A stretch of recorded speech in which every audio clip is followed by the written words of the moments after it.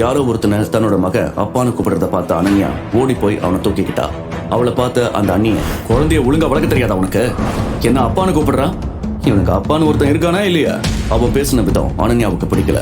Mister, நீங்க உங்க வேலையை மட்டும் பாருங்க.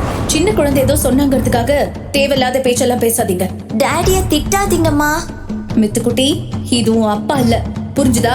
மகனை சமாதானப்படுத்திக்கிட்டே தன்னோட சீட்டுக்கு வந்தா அனன்யா.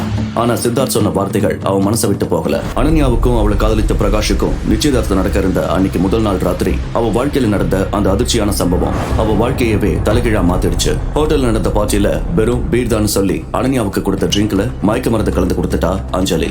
அதோட விட்டிருந்தா கூட அனன்யாவுக்கு இந்த நிலைமை வந்திருக்காது. போத மயக்கத்துல நிற்க முடியாம தடுமாறிட்டு இருந்த அனன்யாவை அங்க திறந்திருந்த ஏதோ ஒரு ரூம்ல விட்டுட்டு போயிட்டா அஞ்சலி. அவள மாதிரியே முழு போதையில அங்க வந்த யாரோ ஒரு இளைஞன் அவளை அன்னைக்கு சொந்தமாக்கிக்கிட்டான். போத மயக்கத்துல இருந்த அனன்யாவும் தன்னை கல்யாணம் பண்ணிக்கிருந்த காதலன் பிரகாஷ் தான் நினைச்சு அவங்க கூட சந்தோஷமா இருந்தா. இந்த சம்பவத்தால அவளுக்கும் பிரகாஷுக்கும் நடக்க இருந்த கல்யாணம் நின்னு போச்சு. அவமானம் தாங்க முடியாம அடுத்த வாரமே லண்டனுக்கு போயிட்டா அனன்யா. அங்க போன பிறகுதான் தான் கர்ப்பமா இருக்குன்ற விஷயமே அனன்யாவுக்கு தெரிஞ்சது. ஆனா அந்த கர்ப்பத்துக்கு யார் காரணம்னு அவளுக்கு தெரியாது. தன்னோட அனுமதி இல்லாம தான் வயித்துல வளர்ற அந்த குழந்தையை அழிக்கவும் அவளுக்கு மனசு வரல. எல்லா கஷ்டத்தையும் சகிச்சுக்கிட்டு அவ வீட்டு ஆளுங்க யாருக்கும் தெரியாம எப்படியோ ஒரு ஆண் குழந்தையை பெற்றெடுத்த அனன்யா இனிமே தன் மகன் தான் தனக்கு எல்லாமே முடிவெடுத்துட்டா. கிடைச்ச வேலைகளை எல்லாம் செஞ்சு லண்டன்லயே இருந்து தன்னோட குழந்தைய வளர்த்தா அனன்யா. இப்படியே 5 வருஷம் ஓடி போயிடுச்சு. அப்பதான் ஒரு நாள் அவளோட அப்பா அவளுக்கு போன் பண்ணி பேசினாரு. அவங்க சொன்னதை கேட்டு அனன்யாவுக்கு அதிர்ச்சியா இருந்தது. அஞ்சலி பத்தி அவர் சொன்ன அந்த செய்தி தான் அதுக்கு காரணம். அன்னைக்கு அனன்யாவுக்கு பியர்ல மயக்க மருந்து கலந்து கொடுத்து அவ வாழ்க்கையை கெடுத்த அதே அஞ்சலி தான். அஞ்சலி ஒன்னும் அனன்யாவோட கூட பிறந்த தங்கச்சி எல்லாம் இல்ல. அனன்யாவுக்கு 10 வயசு இருக்கும் போதே அவளோட அம்மா இறந்துட்டாங்க. அது நடந்த அடுத்த வாரமே மனைவி எழுந்த துக்கத்தை மறக்கிறதுக்காக அஞ்சலியோட அம்மா மீனாவை கல்யாணம் பண்ணி கூட்டிட்டு வந்தாரு அனன்யாவோட அப்பா. மீனாவோட முதல் புருஷனுக்கு பிறந்தவ தான் இந்த அஞ்சலி. அவ அந்த வீட்டுக்கு வந்ததுல இருந்தே விதவிதமா அனன்யாவை டார்ச்சர் பண்றதுதான் அவளோட பொழுதுபோக்கே. வளர்ந்த பிறகும் அந்த பழக்கம் அவளை விட்டு போகல. அனன்யா சாதாரணமா சந்தோஷமா இருந்தாலே அவளுக்கு பிடிக்காது. அப்படி இருக்கும்போது பிரகாஷ் மாதிரி வசதியான பார்க்கவும் ஹேண்ட்ஸமா இருக்கிற ஒருத்தன் அனன்யாவை காதலிக்கிறான். கல்யாணமும் பண்ணிக்க போறான்னு தெரிஞ்சா சும்மா இருப்பாளா அந்த சூர்பனகை? அதனாலதான் திட்டம் போட்டு அனன்யாவோட கல்யாணத்தை நடக்க விடாம செஞ்சா அவ. அவமானப்பட்டு ஊரை விட்டே போனா அனன்யா. அஞ்சலியோட பிளான் அதோட முடியல. அனன்யா தனக்கு துரோகம் செஞ்சுட்டான்னு நினைச்சு டிப்ரெஷன்ல இருந்த பிரகாஷோட வாழ்க்கையில மெல்ல மெல்ல நுழைய ஆரம்பிச்சா. ஆரம்பத்துல அவனுக்கு ஆறுதல் சொல்ற மாதிரி அவனை நெருங்க ஆரம்பிச்சவ கொஞ்சம் கொஞ்சமா அவனை மயக்கி காதல் வலையில வீழ்த்தி கல்யாணத்துக்கும் அவனை சம்மதிக்க வச்சுட்டா. அவங்க கல்யாணத்துக்கு வர சொல்லிதான் குணசேகரன் அனன்யாவுக்கு போன் செஞ்சிருந்தாரு. 6 வருஷமா இருக்காளா செத்துட்டாளான்னு கூட கவலைப்படாத குணசேகரன் அஞ்சலி கல்யாணத்தை சாக்கா வச்சுக்கிட்டு அவளை வர சொன்னதுக்கு பின்னாடி ஒரு ரகசியமான திட்டம் இருந்துச்சு. அது அனன்யாவுக்கு தெரியாது. தெரிஞ்சிருந்தா அந்த கல்யாணத்துக்கு போற முடிவை கண்டிப்பா அவ எடுத்திருக்க மாட்டா. அனன்யாவோட வாழ்க்கையில இருந்து எல்லா சந்தோஷத்தையும் பறிச்சு அதை தன்னோடதான் ஆக்கிக்கிட்ட அஞ்சலி கடைசியில காதலிச்சவனையும் பறிச்சு தனக்கு சொந்தமாக்கிக்க போறான்னு நினைக்கும் போது அனன்யாவுக்கு வேதனையா தான் இருந்துச்சுனாலும் அவளோட ஆசை மகன் மித்ரனை பார்த்ததுமே அவளோட வருத்தம் எல்லாம் பறந்துபடுச்சு. இப்படி எல்லாம் நடந்ததுனால தானே எனக்கு இப்படி ஒரு மகன் கிடைச்சான் அப்படின்னு நினைச்சு அவளை சமாதானப்படுத்திக்கிட்டா. அது மட்டும் இல்ல, இன்னைக்கு யாரோட உதவியும் இல்லாம அனன்யா சொந்த காலில் நிக்கிறானா அதுக்கும் அந்த மோசமான சம்பவம் தான் காரணம். இவ்வளவு நாள் மித்ரனுக்கு அப்பா இல்லைன்றது அவ்வளவு பெரிய குறையா அனன்யா ஃபீல் பண்ணதே இல்ல. ஆனா இப்போ தமிழ்நாட்டை நெருங்க அந்த குறை அவளுக்கு பெருசா தெரிய ஆரம்பிச்சது. உன் மகனோட அப்பா யாரு? இந்த கேள்வியை இனி எல்லா இடத்துல இருந்தும் எதிர்கொள்ள வேண்டியிருக்கும். ஆனா பதில் தான் அவளுக்கு தெரியாது. அவ பயந்த மாதிரியே தான் இருந்துச்சு. அவளை ரிசீவ் பண்றதுக்காக ஏர்போர்ட்டுக்கு வந்த அஞ்சலியும் பிரகாஷும் அதே கேள்வியை தான் கேட்டாங்க. இது யாரோட குழந்தை? உனக்கு கல்யாணமான விஷயமே எங்களுக்கு தெரியாது. இதுல நீ குழந்தையோட வந்திருக்க? எங்கேயோ இடிக்குதே. ஆமா, கல்யாணம் பண்ணி தான் குழந்தை பெத்துக்கிட்டியா இல்ல? அதுக்கு மேல அவ அநாகரிகமா எதுவும் சொல்றதுக்கு முன்னாடி அனன்யாவோட உதவிக்கு வந்தான் சித்தார்த். பிளைட்ல வச்சு மித்ரன் அப்பான்னு கூப்பிட்ட அந்த கோபக்கார இளைஞர், நான் தான் இவனோட டாடி. வேற ஏதாவது தெரிஞ்சுக்கணுமா? சித்தார்த் மாதிரி ஹேண்ட்ஸமான ஒரு பணக்காரன் அனன்யாவோட கணவனா இருப்பான்னு அவங்க எதிர்பார்க்கவே இல்லை. அனன்யாவையும் மித்ரனையும் அங்க இருந்து கூட்டிட்டு போன சித்தார்த் தன்னோட ஆடம்பரமான கார்ல அவங்க ஏத்திட்டு போனதை பார்த்து வயிற்றுச்சல்ல வாயை பந்துட்டு பார்த்துட்டு நின்னாங்க. ரொம்ப தேங்க்ஸ். நீங்க மட்டும் வரலன்னா அவங்க என்ன ரொம்ப கஷ்டப்படுத்திருப்பாங்க. குழந்தைய பக்கத்துல வச்சுக்கிட்டு என்னாலேயே எதுவும் பேச முடியல. பரவாயில்லையே, தேங்க்ஸ் எல்லாம் சொல்ற. ஃபிளைட்ல நீ பேசுறத கேட்டு பெரிய ரவுடியா இருப்பேன்னு நினைச்சேன். அது நீங்க தானே முதல்ல என்கிட்ட கோவமா பேசுனீங்க. அம்மா, ஏதாவது பேசி நீங்களும் டாடியும் சண்டை போடாதீங்க. மித்து, உனக்கு எத்தனை தடவை சொல்றது? இதுவும் டாடி இல்ல. சரி, இவனோட உண்மையான அப்பா தான் யாரு? சித்தார்த் அப்படி கேட்டதும் அனன்யாவுக்கு கோபம் வந்துடுச்சு. None of your business. அது சரி, என்னோட கார்ல உட்காந்துக்கிட்டு என்னையே மிரட்டுறியா? நான் மட்டும் வரலன்னா தெரிஞ்சிருக்கோம். அவங்க 2 பேரும் சேர்ந்து உன்னை ஒரு வழி பண்ணிருப்பாங்க. அதுக்கு தான் தேங்க்ஸ் சொன்னேன். வெறும் தேங்க்ஸ் மட்டும் தானா? டிரைவர், வண்டியை நிறுத்துங்க. மித்ரனையும் கூட்டிக்கிட்டு கார்ல இருந்து இறங்கின அனன்யா பர்ஸ்ல இருந்து கொஞ்சம் பணத்தை எடுத்து காருக்குள்ள தூக்கி எறிஞ்சா. Taxi charge. நீ என்ன எதிர்பார்க்கறன்னு எனக்கு புரிஞ்சிருச்சு. அதுக்கு நான் ஆள் இல்ல. இனி என் பின்னாடி வந்து என்ன தொந்தரவு பண்ற வேலை வச்சுக்காத. இப்படி ஒரு அகங்காரிய நான் என் வாழ்க்கையில பார்த்ததே இல்ல. தூரத்தில் நடந்து போகும் அனன்யாவை பார்க்கிறான் சித்தார்த். ஆனா அவளை மறுபடியும் பார்க்க வேண்டியிருக்கும்னு சித்தார்த் நினைச்சு கூட பார்க்கல. சித்தார்த்தோட கம்பெனில ஒரு டீல் சைன் பண்றதுக்காக ரொம்ப நாளா முயற்சி பண்ணிட்டு இருந்த ஒருத்தர் அவரோட பொண்ணோட நிச்சயதார்த்தத்துக்கு வர சொல்லி கெஞ்சி கேட்டிருந்தாரு. அதுக்காக அந்த ஃபங்க்ஷனுக்கு வந்த சித்தார்த் யாரு கண்ணிலையும் பட வேண்டாம்னு நினைச்சு அங்க ஒரு மூலையில இருந்த சேர்ல போய் உட்கார்ந்தான். அப்பதான் அங்க நடந்த நாடகம் அவன் கண்ணில் பட்டுச்சு. அதே ஃபங்க்ஷனுக்கு தான் அனன்யாவும் குழந்தையோட வந்திருந்தா. கல்யாணம் ஆகாமலே குழந்தையோட வந்த தன் மக அனன்யாவை பார்த்து குணசேகருக்கு தாங்க முடியாத அளவுக்கு கோபம் வந்துச்சு. அனன்யா இப்படி ஒரு குழந்தையோட வருவான்னு அவருமே எதிர்பார்க்கல. தான் போட்டு வச்சிருந்த ரகசிய திட்டம்லாம் வீணா போன வருத்தம் அவருக்கு. அனன்யாவையும் அவ மக மித்ரனையும் ஒரு மூலையில போய் உட்கார சொல்லிட்டாரு. என்னதான் மறைச்சாலும் உண்மை வெளியே தெரியாம இருக்குமா என்ன? குணசேகரனோட மூத்த பொண்ணு கல்யாணம் ஆகாமையே குழந்தையோட வந்திருக்கா பாருன்னு அங்க இருந்தவங்க காசிப் பேச ஆரம்பிச்சிட்டாங்க. அதை கேட்ட சித்தார்த்துக்கு உண்மை ஓரளவுக்கு புரிய ஆரம்பிச்சிருச்சு. அனன்யாவுக்கு ஆறுதல் சொல்லலாம்னு நினைச்சு அவ பக்கத்துல போறான் சித்தார்த். ஆனா அதுக்கு முன்னாடியே அனன்யா கிட்ட ஏதோ பேசுறதுக்காக அஞ்சலி வந்துட்டா. வேற வழி இல்லாம அங்க பின்னாடி இருந்த சேர்ல போய் உட்கார்ந்தான் சித்தார்த். நீ ஏன் இப்படி ஓரமா வந்து உட்கார்ந்துட்டு இருக்க? இன்னைக்கு எனக்கும் பிரகாஷ்க்கும் நிச்சயதார்த்தம். நீ என் பக்கத்துல இல்லாம எப்படி? வா, ஒரு போட்டோ எடுத்துட்டு அப்புறம் வந்து உட்கார்ந்துக்க. தேவையில்ல. உன் அப்பா தான் என்ன ஸ்டேஜுக்கு வராதுன்னு சொல்லி இங்கேயே உட்கார வச்சுட்டு போனாரு. அவர் பேச்செல்லாம் காதுல போட்டுக்காத. நீ இப்படி மூலையில வந்து உட்கார்ந்திருந்தா பாக்குறவங்க தப்பா நினைப்பாங்க. எதுக்கு தப்பா நினைப்பாங்க? பிரகாஷ் உன்னைத்தானே கல்யாணம் பண்ணிக்கிறதா இருந்தாரு. அதுக்கு ஒருவேளை உன்னை கல்யாணம் பண்ணிக்க இருந்த பிரகாஷ் என்ன கல்யாணம் பண்ணிக்க போறத பார்த்து பொறாமப்பட்டுதான் நீ இப்படி தனியா வந்து உட்கார்ந்துட்டு இருக்கியோன்னு தப்பா நினைப்பாங்கன்னு சொன்ன. ஓஹோ, இப்ப புரிஞ்சிருச்சு. நான் பொறாமப்படலன்னு உனக்கு ரொம்ப வருத்தம், அப்படிதானே? சாரி, உன் ஆசைய என்னால நிறைவேற்ற முடியல. அது சரி, நீ ஏன் பொறாமப்பட போற? ஏர்போர்ட்ல பார்த்த ஆள் தானே உன் புருஷன். ஆள் சூப்பரா இருந்தாரு. நல்ல வசதி தான் போல. Luxury car, body guards. ஆளோட கம்பேர் பண்ணா பிரகாஷ் ஒண்ணுமே இல்ல. நீ மட்டும் எப்படி பெரிய இடமா பார்த்து பிடிக்கிற? அஞ்சலியோட மனசுக்குள்ள இருந்த பொறாம அவளுக்கே தெரியாம அவ பேச்சுல வெளிப்பட்டதை கவனிச்சு தனக்குள்ள சிரிச்சுக்கிட்டா அனன்யா. பின்னால உட்கார்ந்து இவங்க பேச்ச கேட்டுக்கிட்டு இருந்தான் சித்தார்த். மனசு நல்லா இருந்தா நல்லவங்க நம்ம வாழ்க்கையில வருவாங்க. அடுத்தவங்க வாழ்க்கைய அநியாயமா பறிச்சு தான் வாழணும்னு நினைச்சா இப்படி பொறாம பட்டுக்கிட்டு தான் இருக்கணும். யாரு? நீதான் அந்த நல்ல மனசுக்காரியா? வேண்டாம். என் வாயை கிளறி பழைய விஷயத்தெல்லாம் சொல்ல வச்சிடாத. உன் மகன் அதையெல்லாம் கேட்டானா அப்புறம் உன்னை மதிக்க மாட்டான். அஞ்சலி, நீ போ. தேவையில்லாத கதையெல்லாம் குழந்தை முன்னாடி சொல்லிட்டு இருக்காத. நான் சொல்லுவேன், என்ன செய்வ? நான் தான் சொல்றேன்ல அஞ்சலி, மரியாதை எங்கிருந்து போ அப்படின்னு சொல்லிக்கிட்டே அஞ்சலிய லேசா நகர்த்தினா அனன்யா. இப்படி ஒரு சந்தர்ப்பத்துக்காகவே காத்திருந்த அஞ்சலி அவளாவே கீழே விழுந்துட்டு அனன்யா என்ன தள்ளி விட்டுட்டான்னு நாடகம் ஆட ஆரம்பிச்சிட்டா. ஏன் அனன்யா என்னை இப்படி கொடுமைப்படுத்துற? நீ இன்னமும் பிரகாஷ லவ் பண்றேன்னா அதுக்கு நான் என்ன பண்ண முடியும்? பிரகாஷ் என்ன தானே கல்யாணம் பண்ணிக்கணும்னு நினைக்கிறாரு. நீ அவருக்கு பண்ண துரோகத்தை நினைச்சு மனசொடிச்சு போயிருந்த பிரகாஷ பழைய மாதிரி மாத்துறதுக்கு எவ்வளவு கஷ்டப்பட்டேன்னு எனக்கு தான் தெரியும். இப்போ ஒன்ன மாதிரியே நானும் அவருக்கு துரோகம் பண்ணணும்னு நினைக்கிறியா? அஞ்சலி பண்ண கலாட்டாவை பார்த்து குணசேகரும் பிரகாஷும் அங்க வந்தாங்க. அஞ்சலி கீழே விழுந்து கிடக்கிறத பார்த்ததும் ரெண்டு பேருக்கும் சரியான கோபம் வந்துச்சு. பிரகாஷ் அஞ்சலியை தூக்கி நிக்க வச்சான். குணசேகர் அனன்யாவை வாய்க்கு வந்தபடி எல்லாம் பேச ஆரம்பிச்சாரு. எங்களை அவமானப்படுத்துனதெல்லாம் பத்தலையா அவனுக்கு? உன்னை ஓரமா உட்கார சொன்னன்றதுக்காக ஒரு பாவம் மரியாதை என் மகளை கீழே தள்ளி விடுவியா? உன்னை கொண்டு புதைச்சலான்னு இருக்கு எனக்கு. சி, கேடு கட்டவளே, உனக்கு எவ்வளவு தைரியம் இருந்தா என் அஞ்சலியை கீழே தள்ளி விட்டுருப்ப? அவளுக்கு ஏதாவது ஆயிருந்தா? அப்பா யாருன்னு தெரியாத குழந்தையோட வந்தன்னு தான் உன்னை ஓரமா உட்கார சொன்னேன். அதுக்கு இப்படி பழி வாங்குறியா நீ? உனக்கு அவ்வளவு ரோஷம் தான் நீ கூட கூட்டிட்டு வந்திருக்கே. இவனோட அப்பா யாருன்னு சொல்லு. அவ எப்படி சொல்லுவா? தெரிஞ்சாதானே சொல்லுவா? ஆளாளுக்கு பேசுறது கேட்டு அனன்யாவுக்கு தலை சுத்துற மாதிரி இருந்துச்சு. அவ்வளவு நேரம் அங்க உட்கார்ந்து நடந்ததையெல்லாம் மௌன சாட்சியா பார்த்துட்டு இருந்த சித்தார்த் மெதுவா எழுந்திருக்கிறான். நான் இங்கதான் இருக்கேன். சித்தார்த் சொன்னதை கேட்டு அங்க இருந்த எல்லாருமே அவனை பார்த்தாங்க. ஐ டாடி, உங்க எல்லாரையும் டாடி டிஷன்னு பண்ண போறாரு. சித்தார்த் சொன்னதை கேட்ட குணசேகரால அதிர்ச்சியை தாங்க முடியல. சித்தார்த் சார், நீங்களா? நீங்க வருவீங்கன்னு நான் நினைச்சு கூட பார்க்கல சார். அனன்யாவும் என்னோட மகனும் வரும்போது நான் மட்டும் எப்படி வராம இருக்க முடியும்? அது இருக்கட்டும், அனன்யா உங்க சொந்த பொண்ணு தானே? அப்படி இருந்தும் எல்லாருமா சேர்ந்து எதுக்காக அவளை இப்படி அசிங்கப்படுத்துறீங்க?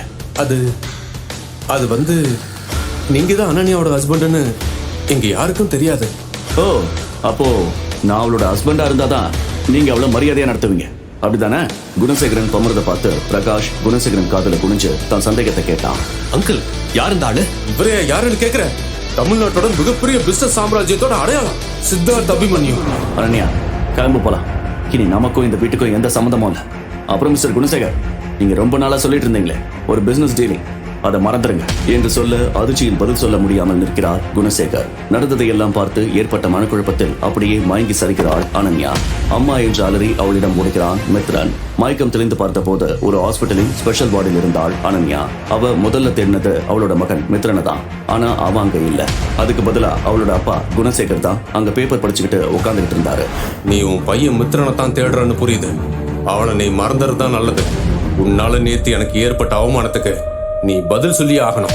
உன்னால நஷ்டமானது வெறும் மான மரியாதை மட்டும் இல்ல, சித்தார்த் அபிமன்யோட நம்பிக்கையும் தான். நான் வருஷ கணக்கா எதிர்பார்த்து காத்துக்கிட்டு இருந்த பிசினஸ் கான்ட்ராக்ட் எனக்கு கிடைக்காம போயிடுச்சு. உனக்கு உன் மக வேணும்னா சித்தார்த் கிட்ட பேசி அந்த பிசினஸ் கான்ட்ராக்டை எனக்கு வாங்கி கொடு அப்படின்னு சொல்லிட்டு அவர் அங்கிருந்து போறாரு. தன் கையில மாட்டிருந்த ட்ரிப்ஸை கழட்டி விட்டுட்டு அங்கிருந்து நர்ஸ் கண்ணுல படாம அனன்யாவும் அங்கிருந்து நழுவுகிறா. நேரா வீட்டுக்கு வந்தவ அங்கிருந்த சிசிடிவி கேமராவில் சிக்காம எல்லா அறையிலையும் பாக்குறா. எங்கேயுமே மித்ரன் இல்ல. மகனை நினைச்சு அவ கண்ணீரோட நிக்கும் போது யாரோ வர சத்தம் கேக்குது. அப்படியே சுவருக்கு பின்னாடி மறைச்சுக்கிறா. பிரகாஷும் அஞ்சலியும் தான் பேசிக்கிட்டே வராங்க. அந்த குட்டி பிசாசை என்னால சமாளிக்க முடியல பிரகாஷ். அதான் அந்த கேங்ஸ்டர் கும்பல் கிட்டயே அவனை பாத்துக்கிற பொறுப்பை ஒப்படைச்சிட்டேன். அவங்க இப்போ கோல்டன் பிளாசாவுக்கு போயிருப்பாங்க. அவங்க மிரட்டினாங்கன்னா அவன் பயந்து வாயை மூடிக்கிட்டு இருப்பான். ரெண்டு பேரும் பேசிக்கிட்டே போனதும் மறைஞ்சிருந்த இடத்துல இருந்து வெளியே வரா அனன்யா. தன்னுடைய மகனை கேங்ஸ்டர் பொறுப்புல விட்டுருக்காங்கன்னு தெரிஞ்சதுல இருந்து அவளால ஒரு நிமிஷம் கூட அங்க இருக்க முடியல. குழந்தை பயப்படுவானு நினைக்கும் போதே அவ உடம்பெல்லாம் நடுங்க ஆரம்பிச்சிருச்சு. எவ்வளவு சீக்கிரம் முடியுமோ அவ்வளவு சீக்கிரம் மித்ரனை காப்பாத்தணும். அதுக்கு எப்படியாவது சித்தார்த்தை பார்த்து அவர்கிட்ட உதவி கேட்கணும் அப்படிங்கிற முடிவோட அந்த வீட்டுல இருந்து வெளியே போனா அனன்யா. மித்ரனை கண்டுபிடிக்க உதவுவானா சித்தார்த்? தன்கிட்ட இவ்வளவு கொடூரமா நடந்துகிட்ட அஞ்சலிய பழி வாங்கினாளா அனன்யா? மித்ரனோட உண்மையான அப்பா யாரு?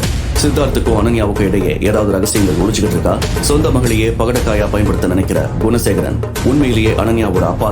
அப்பா குணசேகரின் அழைப்பை ஏற்று இந்தியா வந்த அனன்யாவை அவளது சித்தி மகள் அஞ்சலி பாட்டி வீட்டிலிருந்து அப்பாவை பார்க்க அழைத்துச் செல்ல அங்கே அஞ்சலிக்கு நிச்சயதார்த்தம் நிகழ்ச்சி நடக்கிறது. குணசேகரனும் மகிழ்ச்சியாக இருக்க கூட்டத்தில் இருந்த ஒருவர், என்னப்பா குணசேகர், உன்னோட 2வது பொண்ணுக்கு மட்டும் கிராண்டா கல்யாணம் பண்ற, உன் முதல் பொண்ணு ஆளைய காணுமே என்று கேட்க அங்கிருந்த கூட்டம் தங்களுக்கு தெரிந்த கதைகளை பேச ஆரம்பித்தனர். ஒருவர், இந்த பையனை தானே முதல் பொண்ணுக்கு பேசி முடிச்சிருந்தாங்க, அப்புறம் ஏன் சின்ன பொண்ணுக்கு கல்யாணம் பண்ணி வைக்கிறாங்க என சொல்ல, இன்னொருவர், மூத்த பொண்ணு ஒன்னும் தப்பு பண்ண மாதிரி தெரியல, அவ நல்ல பொண்ணுதான், எனக்கு தெரிஞ்சு அவ சித்தி மீனாவும் மக அஞ்சலியும் ஏதாவது பிளான் பண்ணிருக்கலாம், என்னதான் இருந்தாலும் மீனா குறுக்கு வழியில வந்தவ தானே, அம்மா புத்தி தானே பொண்ணுக்கும் இருக்கும் என சொல்ல கேட்ட குணசேகரன் முகம் கருக தொடங்கியது. அப்போது அனன்யா அங்கே மித்ரனுடன் வந்து சேர்ந்தாள். சில வருடங்களாக காணாத அனன்யாவை அனைவரும் வரவேற்று அஞ்சலியை மறந்துவிட்டு அனன்யாவின் அழகை பாராட்ட அதில் கடுப்பானாள் அஞ்சலி.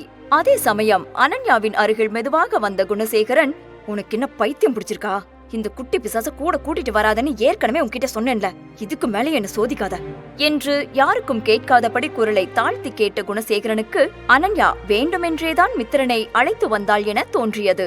உங்களுக்கு இந்த என்கேஜ்மெண்ட்டுக்கு நான் வரது விருப்பம் இல்லைனா அப்புறம் எதுக்கு என்ன ஃபாரின்ல இருந்து வர வச்சீங்க, நாங்க அங்கேயே நிம்மதியா இருந்துருப்போம்ல, இப்ப கூட ஒண்ணு கெட்டு போகல, நான் என் பையனை கூட்டிட்டு போறேன், என்னை இனிமேல் கூப்பிடாதீங்க என்று சொல்லி மித்ரன் கையை பிடித்து அங்கிருந்து நடக்க ஆரம்பிக்கிறாள். அதை பார்த்த அஞ்சலி வேகமாக சென்று அவள் கையை பிடித்துக் கொண்டு, அக்கா, நீ அப்பாவை தப்பா எடுத்துக்காத, அவர் ஏதாவது டென்ஷன்ல பேசியிருப்பாரு, அவருக்கு உன் மேலதான் பாசம் ஜாஸ்தி, அவர் உன்னை பத்தி நினைக்காத நாளே இல்ல தெரியுமா என்று சொன்னவள் பின், அக்கா, இன்னைக்கு எனக்கு என்கேஜ்மெண்ட், உன்னோட பிளஸிங்ஸ் எனக்கு எப்பவும் வேணும், எனக்காக இங்கேயே இரு பிளீஸ் என்று கெஞ்ச நல்லவள் போல் நடித்த அஞ்சலிக்கு அனன்யா மீது பாசம் எல்லாம் இல்லை, அவளை வெறுப்பேற்ற நினைத்தாள், அவ்வளவுதான். ஆனால் அது அனன்யாவுக்கும் புரிந்தது. பின் அனன்யா தன் அப்பாவை பார்த்து, இப்ப என்ன சொல்ல வரீங்க, நான் இருக்கட்டுமா போகட்டுமா என்று கேட்க குணசேகரனுக்கும் அவளை எப்படியாவது துரத்த வேண்டும் என்ற எண்ணம் தான் இருந்தது. ஆனால் அவர் அனன்யாவை வைத்து ஒரு திட்டம் தீட்டி இருந்ததால் அவளை துரத்தாமல் இருந்தார். அனன்யாவும் மித்ரனுடன் ஓரமாக போய் அமர்ந்தாள். என் மேல இவ்ளோ கோவமா இருக்கு அப்பா, எதுக்காக என்ன எங்க வர வச்சிருக்காரு, ஏதோ தப்பா தோணுதே என்று யோசித்தவளுக்கு தலைவலியே வந்தது.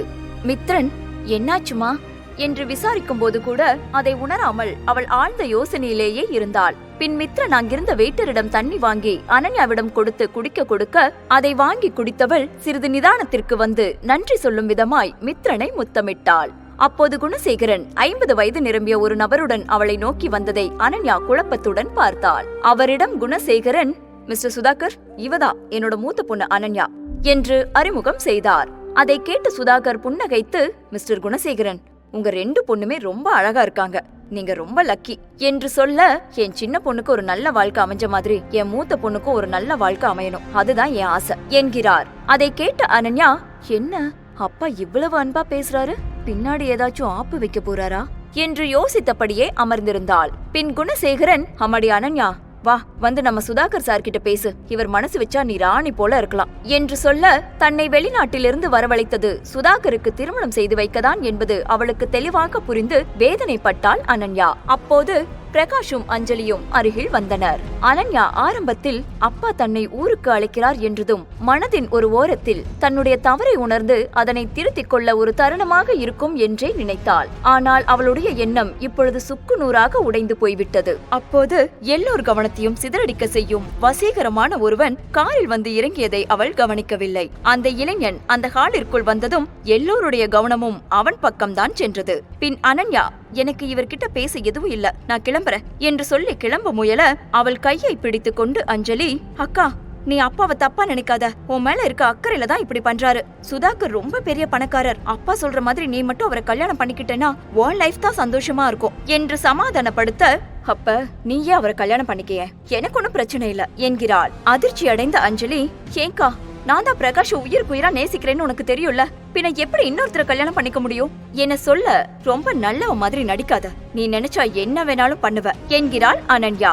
அதை கேட்ட குணசேகரன் கோபம் கொண்டு அனன்யாவின் கன்னத்தில் அறைய, அதை பார்த்த மீனாவிற்கு மகிழ்ச்சியாக இருந்தது. இதையெல்லாம் தூரத்திலிருந்து பார்த்த ஒருவன் அனன்யாவால் ஈர்க்கப்பட்டதை யாரும் கவனிக்கவில்லை. மிஸ்டர் சுதாகர், இப்போ என் மேல அக்கறை இருக்கிற மாதிரி பொங்கி வழிய நடிக்கிறாங்களே, அதெல்லாம் உண்மைன்னு நினைக்கிறீங்களா? என்ன அடிச்சு திட்டினாங்களே, அதுதான் நிஜம். கடந்த 5 வருஷமா இந்த நாட்டிலேயே நான் இல்ல, அது ஏன்னு தெரியுமா?